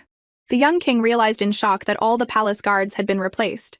A now conscious Rebecca saw a dragon clan emblem on a carriage, and asked, confused, "The winged dragon clan killed your father. Why is the Dark Domain still dealing with them?" From the talk of the common folk, they learned that a new king was about to be crowned. The former Demon King and Crown Prince had supposedly died of a sudden illness while visiting the winged dragon clan. Now the throne was being inherited by Duke King, the young Demon King's brother-in-law. And the grand procession was a collection of rare treasures sent by the winged dragon clan to apologize and congratulate the new king. Rebecca instantly understood the winged dragon's plot and urged the young Demon King to have his family bring him back to the palace to expose the conspiracy. The young king took Rebecca to the outskirts of the palace, dug up a hidden royal signal flare, and lit it. He was confident his mother and sister would come for him. While they waited, Rebecca wanted to help the young king clean up, but after just a few steps, she felt sick and had to crouch down. The young king asked with concern, and Rebecca, fighting through the pain, said she was just tired.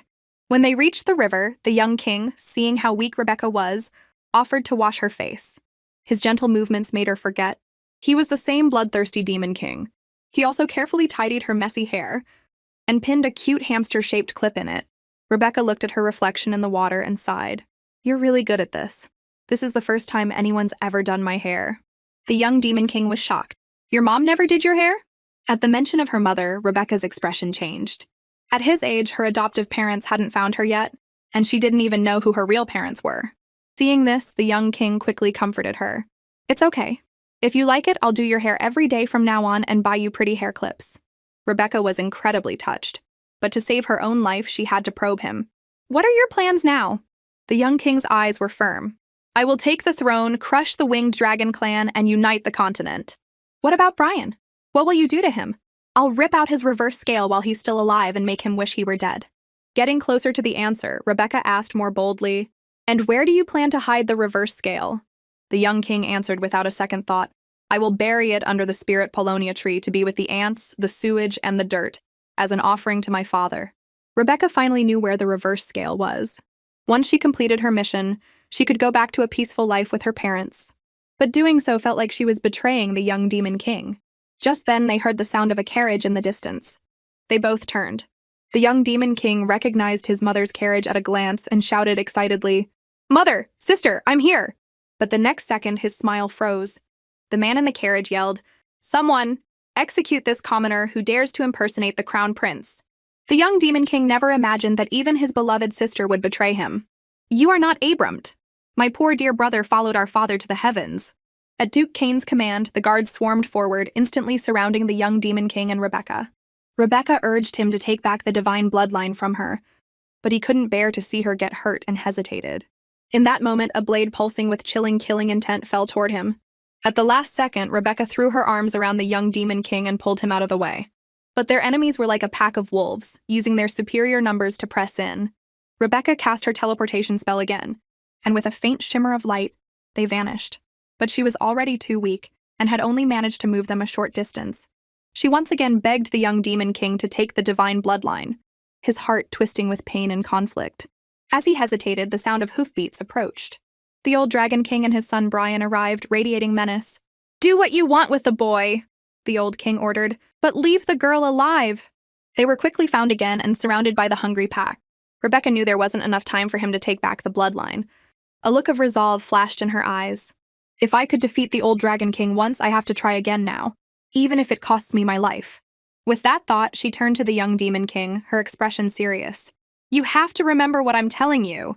Even though your friend and your sister betrayed you, your father and I will always support you." The young demon king had a terrible feeling as Rebecca said her final words with grim determination. "Please, for our sake, live a good life. A just king, one that people will love." Before he could respond, her body erupted in a brilliant golden light. She recklessly channeled the power of the divine bloodline within her and charged the surrounding guards. In an instant, they were sent flying, collapsing to the ground in a battered heap. But then, disaster struck. Several arrows pierced her body, and she coughed up mouthfuls of blood.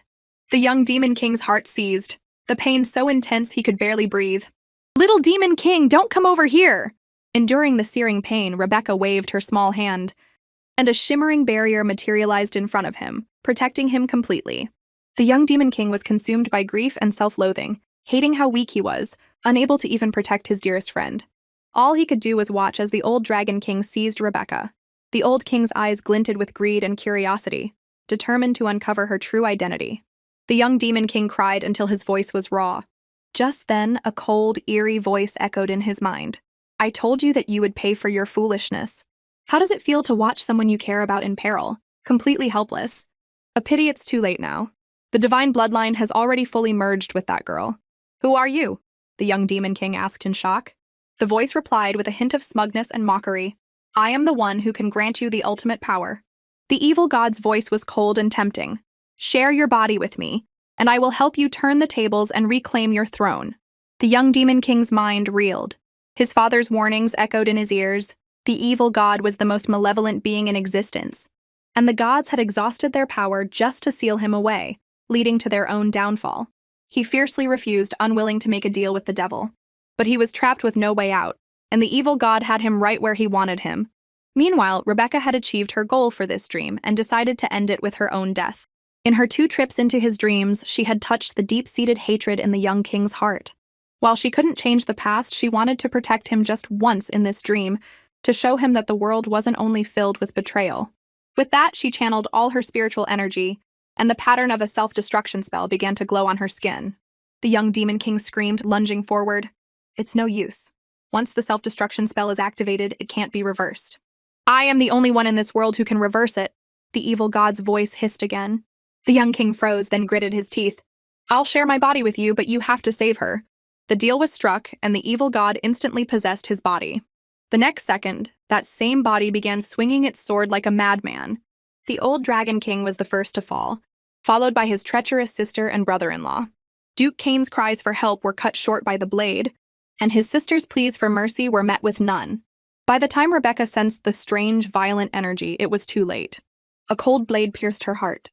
She coughed up a mouthful of blood, looked at the familiar face before her, and managed to force out a single word, "Why?" When the young demon king came to his senses, he was horrified to realize he had just killed the very person who had tried so desperately to protect him. As Rebecca lay gravely injured, the buried memories flooded her mind. She finally understood that the ugly scar on her chest was a mark from that tragedy. She had cherished the warmth of her adoptive parents so much that she had willingly cast aside her past, only to have it brutally torn open in the Demon King's dream. Why did he kill her? Why did he abandon her? Weren't they supposed to be best friends forever? 1,000 questions gnawed at her heart. Rebecca suddenly snapped out of her daze. She turned to the Demon King beside her, her eyes filled with a desperate need for answers. But he just pressed his lips together, silent. After he had calmed down that day, he had gone back to look for her. But all he found was a sickening pool of blood. The little hamster was gone. With the evil god whispering poison in his ear, he had believed she was gone forever. It wasn't until she pleaded for the other maid, her eyes flashing with that same stubborn light, that he began to suspect. Even with his doubts, he had kept her by his side. But what was the meaning of that sudden kiss? Their eyes met, the air thick with unspoken questions and suspicions. Suddenly, the dragon core in Rebecca's chest began to burn, urging her to hand over the reverse scale to the Dragon King as soon as possible. "Don't you have anything to say to me?" The Demon King finally spoke, his voice tight with suppressed anger. To save her own skin, Rebecca gritted her teeth and blurted out, "I'm not Pacino's girlfriend." The Demon King's brow furrowed slightly. That wasn't the answer he wanted. He wanted to know why she had kissed him, what kind of game she was playing. Just as Rebecca was about to explain, a deafening roar erupted from outside the tent. "Abramt, get out here and die!" The Demon King shot to his feet, his eyes as sharp as daggers. "We'll finish this when I get back." With that, he stormed out of the tent. The backlash from the Dragon Core was starting to kick in. Rebecca's mind raced. She was about to use her teleportation spell to escape, when she heard the Northern King's furious shout from outside. "God-slaying array, activate!" Rebecca froze, her blood turning to ice. It was the same spell that had killed the old Demon King. As the God-slaying array activated, Rebecca threw herself in front of the Demon King, trying to block the fatal blow. The Demon King stared at her small, determined back, and the ice that had frozen his heart for 1,000 years instantly melted, a wave of warmth threatening to overwhelm him. He leaned in, his warm breath tickling her ear. "Little hamster, look down." Rebecca froze, her eyes widening in shock. The Demon King was completely unharmed. Instead, it was the Northern King who was trapped in the array, writhing in agony. "How do you like the God-slaying array?" The Demon King's voice was ice cold. "I was just drunk. Did you really think I fell for the poison in the wine?" The Northern King's eyes bulged. "Who switched the poisoned wine? Who betrayed me?" "I did," Princess Lily said, stepping forward with a resolute smile. Rebecca's mind spun. When did Lily team up with His Majesty? But then she remembered her mission. With the crisis averted, she could finally go get the reverse scale. She knew the Demon King hated betrayal more than anything, but she had to get back to her parents. She activated her teleportation spell, and in the next second, she was standing beneath the Spirit Polonia tree. The reverse scale was buried here. A burning pain shot through her body, but she gritted her teeth and dug frantically at the dirt, quickly finding a wooden box. The box was sealed with the Demon King's magic, but strangely, her fingertips passed through it with ease. The seal broke, the box opened, and the shimmering light of the reverse scale filled her eyes. At that exact moment, both the Demon King and the Dragon King sensed the scale's energy. Enduring the excruciating pain, Rebecca teleported to the dungeon. Before she could even speak, the Dragon King snatched the scale from her hands and pressed it against his chest. A brilliant light erupted, and the chains binding him shattered as a world-destroying power awakened within him. With the reverse scale returned to his body, the Dragon King's full power was restored, and the simple iron chains could no longer hold him. As if hypnotized, Rebecca threw herself at him, biting down on his neck and greedily drinking his blood. She could feel the purity of this power. Maybe this time she could finally break free from his control. "Abramt!" Rebecca's heart sank. She turned to see the Demon King's ice-cold eyes boring into her. He advanced on her step by step, his voice like poisoned ice. "So he's your real lover?" "No, let me explain." The words caught in her throat. Rebecca's eyes turned red with frustration. Her body was being controlled by the Dragon King. "Congratulations, my dear friend," the Dragon King said, wrapping an arm around Rebecca's waist, his voice dripping with sarcasm. "How does it feel to be betrayed again? Especially when the traitor is the same little hamster who died for you all those years ago." Such a perfect replacement. His words ignited the Demon King's fury. A tide of dark energy poured out of him. He pointed his sword at the Dragon King, his roar shaking the very foundations of the dungeon. I'll kill you all over again. The blade sliced through the air with world-ending force. The Dragon King barely dodged, shocked to find that his opponent's power was even greater than he remembered. Abramt, what kind of secret are you hiding? He demanded. His words snapped Rebecca out of her trance. Abramt cared so much about the old her, he would never have killed her on purpose. That means he was being controlled back then? And now, in a daze, she watched them fight, the stone walls of the dungeon crumbling around them. She knew she couldn't wait any longer. Risking everything, she threw her arms around the Demon King from behind, her voice choked with tears. Look at me, it's me, your little hamster! You didn't die, I came back for you. Rebecca begged the Demon King to trust her one more time, but he just stared at her, his expression unreadable. Her heart tightened, terrified that her deception had truly angered him, that he might actually kill her. In her daze, she felt a warm touch on her head. The Demon King gently stroked her hair, clearly feeling his own divine bloodline flowing within her. No wonder she could pass through his barriers, learn teleportation so easily, and even heal his father's spirit tree. All the mysteries were solved in an instant. The Demon King couldn't hold back any longer. He pulled Rebecca into a crushing hug, as if trying to merge her into his very bones. He had finally found the little hamster he had been searching for all this time. Rebecca felt squeezed by his embrace, but she was overjoyed that he was himself again. The next second, however, he flinched as if stung and pushed her away, stumbling back. The veins on his forehead bulged as a splitting headache hit him. 1,000 questions flooded his mind. How did she survive back then? Did she forget everything because it was too painful? Was she working with the Dragon King from the start because she knew who he was? Was this all revenge? Seeing him in such pain, Rebecca's heart ached. But the Dragon King, showing no sense of honor, took advantage of the opening and attacked. Abramt, you still haven't learned a thing after all these years. The Demon King's eyes snapped open, a playful glint now hidden in their crimson depths. The next second, an arrow shot from behind the Dragon King and pierced his heart. The Dragon King looked back in shock and saw that the shooter was Lily. Why? He roared in disbelief. Lily laughed mockingly. Brother Brian, you betrayed your closest friend. Did you really think I'd be foolish enough to give you my heart? The Dragon King panicked, tried to tempt her with the promise he'd made to make her his queen. But Lily had her own plans. Love wasn't nearly as appealing as power. She had already made a deal with the Demon King at the ball. He had promised her the throne of the North. Rebecca was stunned by Lily's ambition, but a question popped into her head. Why hadn't she told Abramt my identity sooner? Just then, that mysterious power suddenly turned and attacked Rebecca. Without a second thought, the Demon King threw himself in front of her. The Dragon King seized the opportunity, wrapping his long tail around Lily. Abramt, I'll be waiting for you, he snarled, and then they vanished. The backlash from the Dragon Core hit Rebecca, and her vision went black as she collapsed into the Demon King's arms. Before he could even ask what was wrong, she vanished as well. The Demon King's outstretched hand froze in midair, a piece of his heart seemingly ripped away. Rebecca woke from a nightmare to the hazy, familiar sight of her parents by her bedside. She threw herself into her mother's arms, sobbing, "Mom, Dad, I missed you so much." But the joy of their reunion was cut short as Rebecca looked around. Where are we? This is the Northern King's palace, a chilling voice said from behind her. Rebecca turned to see the Dragon King's bottomless eyes. He was dressed in a silver-white royal robe, putting on a gentle act and claiming to be her savior. Rebecca was disgusted by his hypocrisy but had no choice but to play along. I made a mistake at the Demon Palace, and he saved me, Rebecca said to her parents, and they repeatedly expressed their gratitude to him. But the Dragon King took the opportunity to have them stay and keep Rebecca company. Realizing he had another motive, Rebecca pleaded with her parents to let her speak with him alone. Once her parents had left, the smile vanished from Rebecca's face. Why did you go back on your word? Isn't controlling me with the Dragon Core enough? Now you have to use my parents as hostages too? The Dragon King let out a low chuckle and leaned in closer.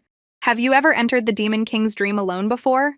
Yes, I have, Rebecca answered honestly, taken aback.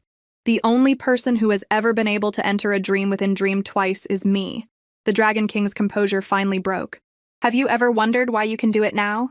Just like you once made the divine bloodline your own, the Dragon Core now sees you as its master. Rebecca panicked and demanded he take his stupid Dragon Core back.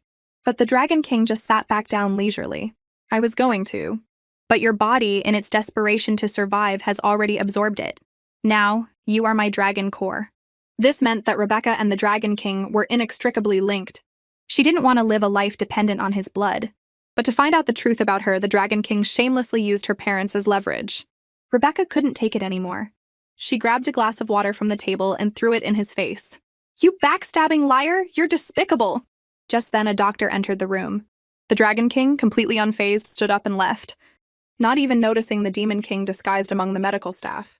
Rebecca had finally woken from her coma, and her parents were terrified she would be in danger again. Her father, with trembling hands, held out a white box, explaining that it was the medicine she had someone send for her mother. But the whole situation felt so strange that they hadn't dared to use it. The moment Rebecca opened the box, she froze. Inside was a vial of bright red liquid.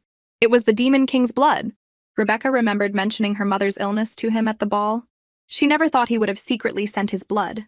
To keep her parents from worrying, she buried the truth about her relationship with the Demon King deep in her heart, and lied, saying it was a gift from her dear friend, the King's Guard Captain Pacino. Just then there was a knock on the door. Abramt, disguised as a doctor's assistant, came in to change her dressing. Panicked, Rebecca quickly hid the box under her blanket and pretended to drink her soup. As she looked down, a stray strand of hair fell into the bowl. Abramt immediately reached out and tucked it behind her ear. When Rebecca looked up and saw his eyes, she froze. Those bright, intense eyes were deep and familiar, just like the ones belonging to the Abramt she thought about day and night. But it couldn't be him. Shaking her head, Rebecca started to tie up her own hair, but the sudden movement caused her IV to back up with blood. Abramt immediately stepped forward, his voice gentle but firm. "Don't move, I'll do it." He clumsily tied her hair, and that simple action shattered Rebecca's defenses. She remembered someone else, long ago, who had been just as clumsy but had tied her hair with the utmost care. That person was Abramt. Lost in thought, Rebecca heard the man's soft voice. "The hair tie, please." She snapped out of it and handed it to him, only for him to ask, "What were you thinking about just now?" Rebecca smiled. "I was just thinking that this feels familiar." Abramt's hands paused, his gaze heavy as he looked at her. "Is that person important to you?" "Yes," Rebecca nodded, her voice barely a whisper, but filled with unwavering certainty. "Besides my parents, he's the most important person in my life." The air seemed to stand still for a moment, and then Abram's Adam's apple bobbed. Rebecca stared at the full vial of the Demon King's blood, her heart in turmoil. "I betrayed him, yet he kept his promise to heal my mother. I miss him so much. But I let his most hated enemy, Brian, escape. How can I possibly face him?" Filled with guilt and longing for Abramt, Rebecca drifted off to sleep. In a daze, she thought she saw him again, gently wiping away her tears. His touch so tender it was nothing like the cold-blooded Demon King of legend. "Abramt," she whispered his name as she woke up with a start. The moonlight was cold outside her window and she was alone. It was just a dream. The desire to see him grew even stronger. Suddenly, Brian's words came back to her. With the power of the Dragon Core, you can use an object with a person's essence to enter their dreams. Without another moment of hesitation, Rebecca opened the vial with trembling hands, poured out the Demon King's blood, and created a simple magic circle. A red light flashed, and her consciousness was instantly pulled into a silent chapel. This was the edge of Abramt's consciousness, and its calmness surprised her. The last time she had broken in, it had been a storm of swords. "Perhaps his state of mind has changed," the Dragon Core's voice said. "Maybe that suspicious, murderous Demon King is searching for peace, or maybe an answer." Just then, Rebecca's eyes fell on a confessional. A heavy aura emanated from it like the guilt and confusion Abramt kept locked away. She walked straight toward it and asked with reverence, "If I confess everything to his consciousness, will it change anything?" "Of course," a voice from inside the confessional replied. It was identical to Abramt's. Rebecca nearly had a heart attack. "If there's a chapel, there's a priest," the Dragon Core explained. "That voice is a manifestation of the balance within his heart. It's not real." Rebecca clutched her chest, trying to catch her breath. She desperately wanted to see Abramt, but the thought of what he might look like still made her heart skip a beat. Finally, she dropped to her knees. "Father, I have committed an unforgivable sin. I betrayed someone very important to me." "And what is your relationship with him?" the Abramt-like voice asked again. Rebecca was silent for a moment, then closed her eyes, her voice choked with tears but absolutely firm. "He is the person I would give my life to protect." The moment she spoke, there was a loud crash from behind the door. Rebecca's eyes flew open, and she stared at the door. "Father, what happened?" The priest cleared his throat. "And what did you do to this person you wish to protect?" Every word of Rebecca's confession was overheard by Abramt, who had been standing silently behind the door. From being forced to go undercover to her inner turmoil over stealing the reverse scale, to the heart-wrenching pain of being held hostage with her family, all the hidden truths came pouring out. But the most moving part was her defense of Abrumt. The world says he's suspicious and cruel, but in my heart he is loyal and sincere. This heartfelt understanding touched him more than any sweet words ever could. The door creaked open, and Abrumt stepped out of the shadows, his voice trembling slightly. What are your feelings for him? Rebecca looked up, her eyes filled with tears. She no longer hid her feelings for him. In the moment the misunderstanding was cleared, there were no hysterical accusations, only the sound of two hearts beating in the silent chapel. Can I kiss you? Abrumt was the first to break the silence. Without a moment's hesitation, Rebecca stood on her toes and gently pressed her lips to his. At that moment, their two hearts, pressed close together, seemed to overcome all the barriers and suspicions of the real world. Abrumt gently wiped the tears from her cheeks. Rebecca could no longer hold back and threw herself into his arms, sobbing, "I'm so sorry! I did so many things to hurt you. I thought you would never forgive me." In truth, Abrumt had forgiven her long ago. After all, if he had been in her shoes, he wasn't sure he could have done any better. Suddenly, the world around them began to twist and collapse. The dream was ending. Rebecca didn't want to leave him. "Don't be afraid," Abrumt said, gently stroking her hair and whispering in her ear. "I'll come for you soon." Rebecca woke up, the warmth of his touch still lingering on her fingertips. The thought that Abrumt was with her, even in darkness and danger, filled her with the courage to face whatever came next. However, a sudden visit from Princess Lily threatened to throw an unknown complication into their newly mended relationship. "Long time no see. Looks like you haven't been doing so well either," Princess Lily said, strolling in. Rebecca shot her a dismissive look. "I don't think we're on close enough terms for you to be visiting me, Your Highness." "What if I told you?" Lily suddenly leaned in close to Rebecca's ear. "I'm here to propose a partnership?" Rebecca was stunned, then found it laughable. The Grand Princess of the North, the future queen of the winged dragons, wanted to team up with a commoner who could barely save herself? Lily scoffed. "I couldn't care less about being some queen. Brian wants to use his status as my fiancé to suppress my brother and become the ruler of the North himself. I'm the strongest royal in the North, but just because I'm a woman, I'm stripped of my right to the throne, forced to be a stepping stone for my brother, and even have to compete for a place as Brian's consort. I won't accept it. Why should I step aside for those incompetent men? I'm going to be the queen of the North." Rebecca's eyes widened in shock. She never thought this seemingly spoiled princess was such a clear-headed, powerful woman. She refused to be a gilded canary in a cage, beautiful on the outside but with no freedom. Her courage and ambition earned Rebecca's respect. She didn't have Lily's grand ambitions. All she wanted was for her parents to be safe, her love to be by her side, and to live a simple, happy life. But first, she had to escape this prison. "Okay, I'll work with you," Rebecca said decisively. The first step to breaking free from Brian's control was to remove the dragon core. The Royal Library in the North held an ancient text describing the removal technique. But Brian was extremely suspicious, so they had to gain his trust first. After some thought, Rebecca brought a bowl of carefully prepared soup to Brian's study. "Putting on a docile act," she said. "I've been so bored lately just sitting around. Could I go to the library and read for a bit?" Brian just stared at her. Rebecca's heart leaped into her throat, terrified he had seen through her plan. After a moment, she heard his cold voice. "Come find me during my lunch break tomorrow. I'll take you." The next day, Brian took Rebecca to the library. But they weren't alone, they had two little shadows following them. The doctor's assistant, in particular, stuck to Rebecca like glue, as if Brian had sent him to watch her. Rebecca's eyes were fixed on a book about healing magic, but she couldn't reach it no matter how high she jumped. Suddenly, a pair of warm, strong hands wrapped around her waist and lifted her up. Rebecca turned and froze when she saw it was Abrumt. "Well, are you going to get it, or do you want me to hold you up here all day?" His words made Rebecca's cheeks flush bright red. She grabbed a random book from the shelf. "I've got it." But Abrumt didn't put her down. "Need me to take you to any other shelves?" Rebecca quickly waved her hands. No, there's a ladder over there." The moment Abrumt set her down, she took off running. The process was a little embarrassing, but she had managed to stick a sleeping spell on him. She then began to chant, and soon Abrumt was slumped over the table, asleep. Suddenly, Rebecca noticed one of the bookshelves looked different from the others. She gave it a gentle push, and a secret door swung open, causing her to lose her balance and fall inside. The noise woke Abrumt, only to see Rebecca had just walked into Brian's secret room by herself. The unexpected fall left Rebecca stunned and in pain on the floor. She looked up and saw Brian's half-smiling face.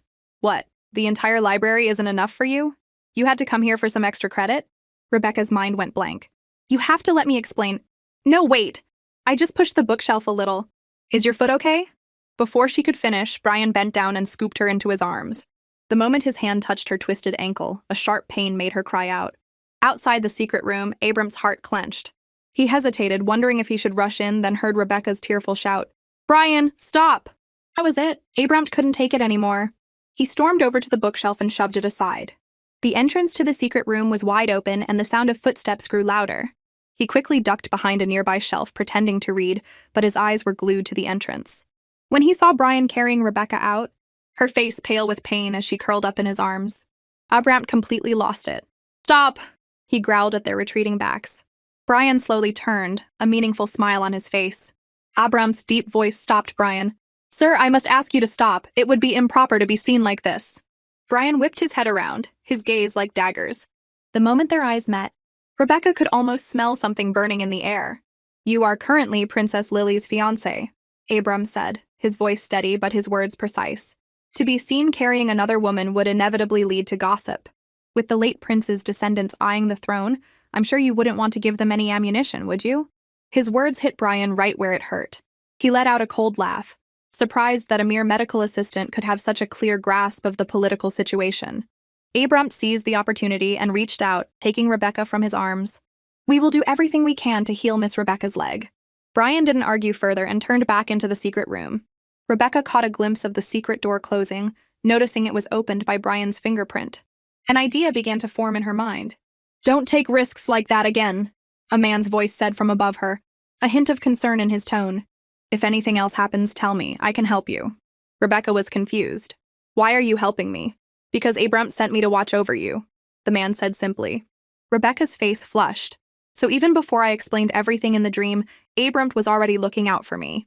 She had no idea that the man in the mask was the very person she was thinking of, and that for his own reasons this was the only way he could protect her. Late that night, Abram reached out and steadied Rebecca as she dozed off. Her eyes flew open and met his intense gaze. "Good evening, Miss Rebecca," he said, his warm breath on her face. Rebecca was so startled she dropped her book. "Assistant doctor, what are you doing here?" "Making my rounds," he said, a smile in his eyes. "And I happened to find a very studious little hamster." Guessing that Rebecca was reading to find a cure for her mother, Brian brought her all the books he had ever studied. "I hope these will help you. Thank you. You've been a huge help." Rebecca flipped through the pages, all sleepiness gone. Suddenly, she found something incredible, a spell called hypnosis, also known as the soul-guiding technique, which could put a patient into a deep sleep for a set period of time. Reading this, her heart pounded. If I can learn this, maybe I can get Brian's fingerprint without him ever knowing. In the gardens of the Northern Palace, Rebecca whispered the 99th incantation of the hypnosis spell at a rabbit, but the little furball remained as alert as ever. Rebecca instantly began to doubt herself, convinced she had no talent for hypnosis at all. Just as she was about to give up, a man's voice came from behind her. "Miss Rebecca, what are you doing here?" Rebecca froze. She had been practicing for a whole week and couldn't even hypnotize a rabbit. It was so embarrassing. She quickly made an excuse. I was just admiring the scenery." But Abram saw right through her. "Are you sure you're not secretly practicing hypnosis? It seems Mr. Rabbit has thrown all your little test subjects out of his house." She expected him to laugh at her, but instead Abram offered, "Why don't I be your new test subject?" His words ignited a spark of hope in Rebecca. For the next few days, wherever Abram was, Rebecca was sure to be found. Her first attempt at hypnotizing him was, unsurprisingly, a failure. She tried again and again, but the result was always the same. "Sleep, sleep, please fall asleep," Rebecca chanted over and over from her hiding spot in the bushes, only to be met with an exasperated sigh from Abram. "Go back and practice some more." Her repeated failures were starting to wear her down, but she stubbornly refused to give up. Finally, after using up most of her magic, Rebecca managed to make Abram fall into a deep sleep. The moment she confirmed the hypnosis had worked, she was both thrilled and exhausted. In a daze, she thought she saw a strange black shadow dart out of Abram's body. When she looked out the window again, everything was calm and peaceful.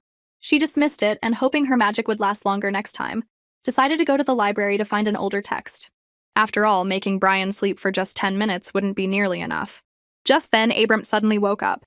The girl he loved was right in front of him, and he instinctively leaned in closer. He then flinched and pulled back, stammering, "Sorry, I just wanted to check your condition after the hypnosis." Abram shyly turned his head away and admitted that he had indeed been hypnotized, assuring her that she would soon master the technique for longer periods. Neither of them knew that the mysterious black shadow had already slipped away to a nearby village, and a great danger was slowly beginning to unfold. After over a month of hard training, Rebecca could now successfully hypnotize a target for a full hour. She made a bowl of soup for Brian, who had been working late, as a final test of her skills. Brian looked at her with a half smile. "You've been quite attentive lately." Rebecca was prepared. She lowered her eyes respectfully. "I'm just repaying your kindness for taking care of my family." Brian, not suspecting anything, drank the soup in one gulp. Rebecca immediately cast the hypnosis spell, and in less than a second, Brian was fast asleep. She successfully collected his fingerprint. Next stop, the library. Using the fingerprint she had acquired, Rebecca successfully opened the door to the secret room. She thought everything was going smoothly, but she hit a snag among the bookshelves. She searched through every book but couldn't find anything related to removing a dragon core or the divine bloodline. The hypnosis was wearing off, and her own energy was running low. Just as she was about to give up, a dusty pile of old books in the corner caught her eye. Among them was a text titled Forbidden Arts, Inner Cores and Primal Forces. Rebecca was ecstatic. She quickly tucked the book away and was about to sneak out when she heard Brian's voice from outside. "Has anyone been to the library tonight?" he asked in a low voice. The guard on duty bowed. "No, Your Majesty, Dragon King." Rebecca panicked and huddled behind a bookshelf, not daring to breathe. But Brian's suspicion was not so easily dispelled. He slowly walked into the secret room, his sharp eyes scanning his surroundings. A meaningful smile touched his lips as he began to walk toward where she was hiding. The shadow of death crept closer. Rebecca squeezed her eyes shut, her heart in her throat. But at that critical moment, the sound of urgent footsteps echoed through the hall. A guard rushed in, reporting frantically, "Your Majesty, there's been a riot in the village just outside the palace. A mysterious, unknown power has attacked, causing heavy casualties, and some of the infected are going mad and attacking others." The sudden crisis successfully diverted Brian's attention. He frowned and ordered, "Take me to the village at once."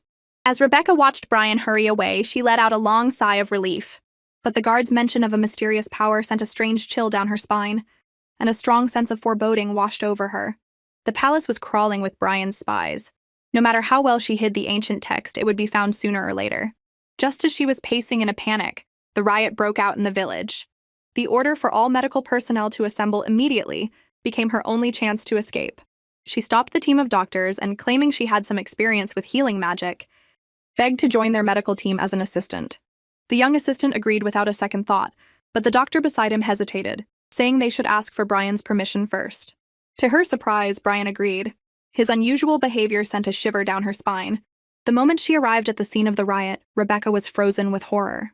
Villagers with severed legs writhed in pools of blood, while others with head injuries screamed for help. The young assistant immediately pulled Rebecca behind him. "It's not safe here yet," he said in a low voice. "Don't leave my sight." Rebecca nodded, trembling, her eyes glued to him. "This will hurt when I clean it, so please bear with me." "Don't worry, I'll bandage you up right now. This is a painkiller. You won't feel anything after you take it." Rebecca worked tirelessly with the medical team from dawn till dusk.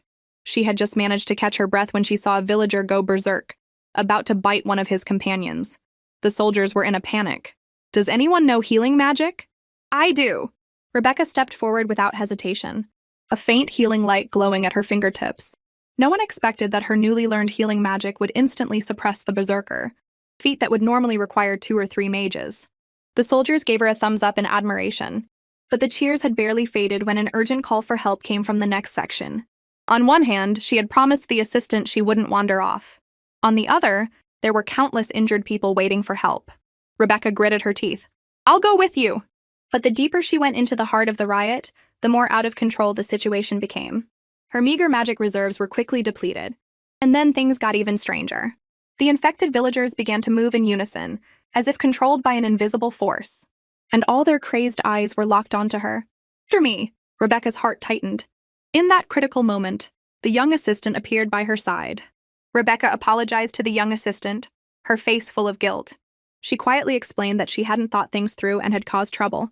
The assistant was silent for a moment, then simply said, "Don't let it happen again," before gently patting her head.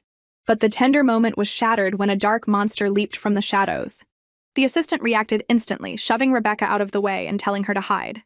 Before she could even process what was happening, the assistant had transformed into Abrumt. A burst of purple light erupted from him, and the monster shrieked in terror under the force of his power. Staring at the familiar figure before her, Rebecca finally understood. The assistant who had been by her side all along was Abrumt, who had kept his promise and come for her.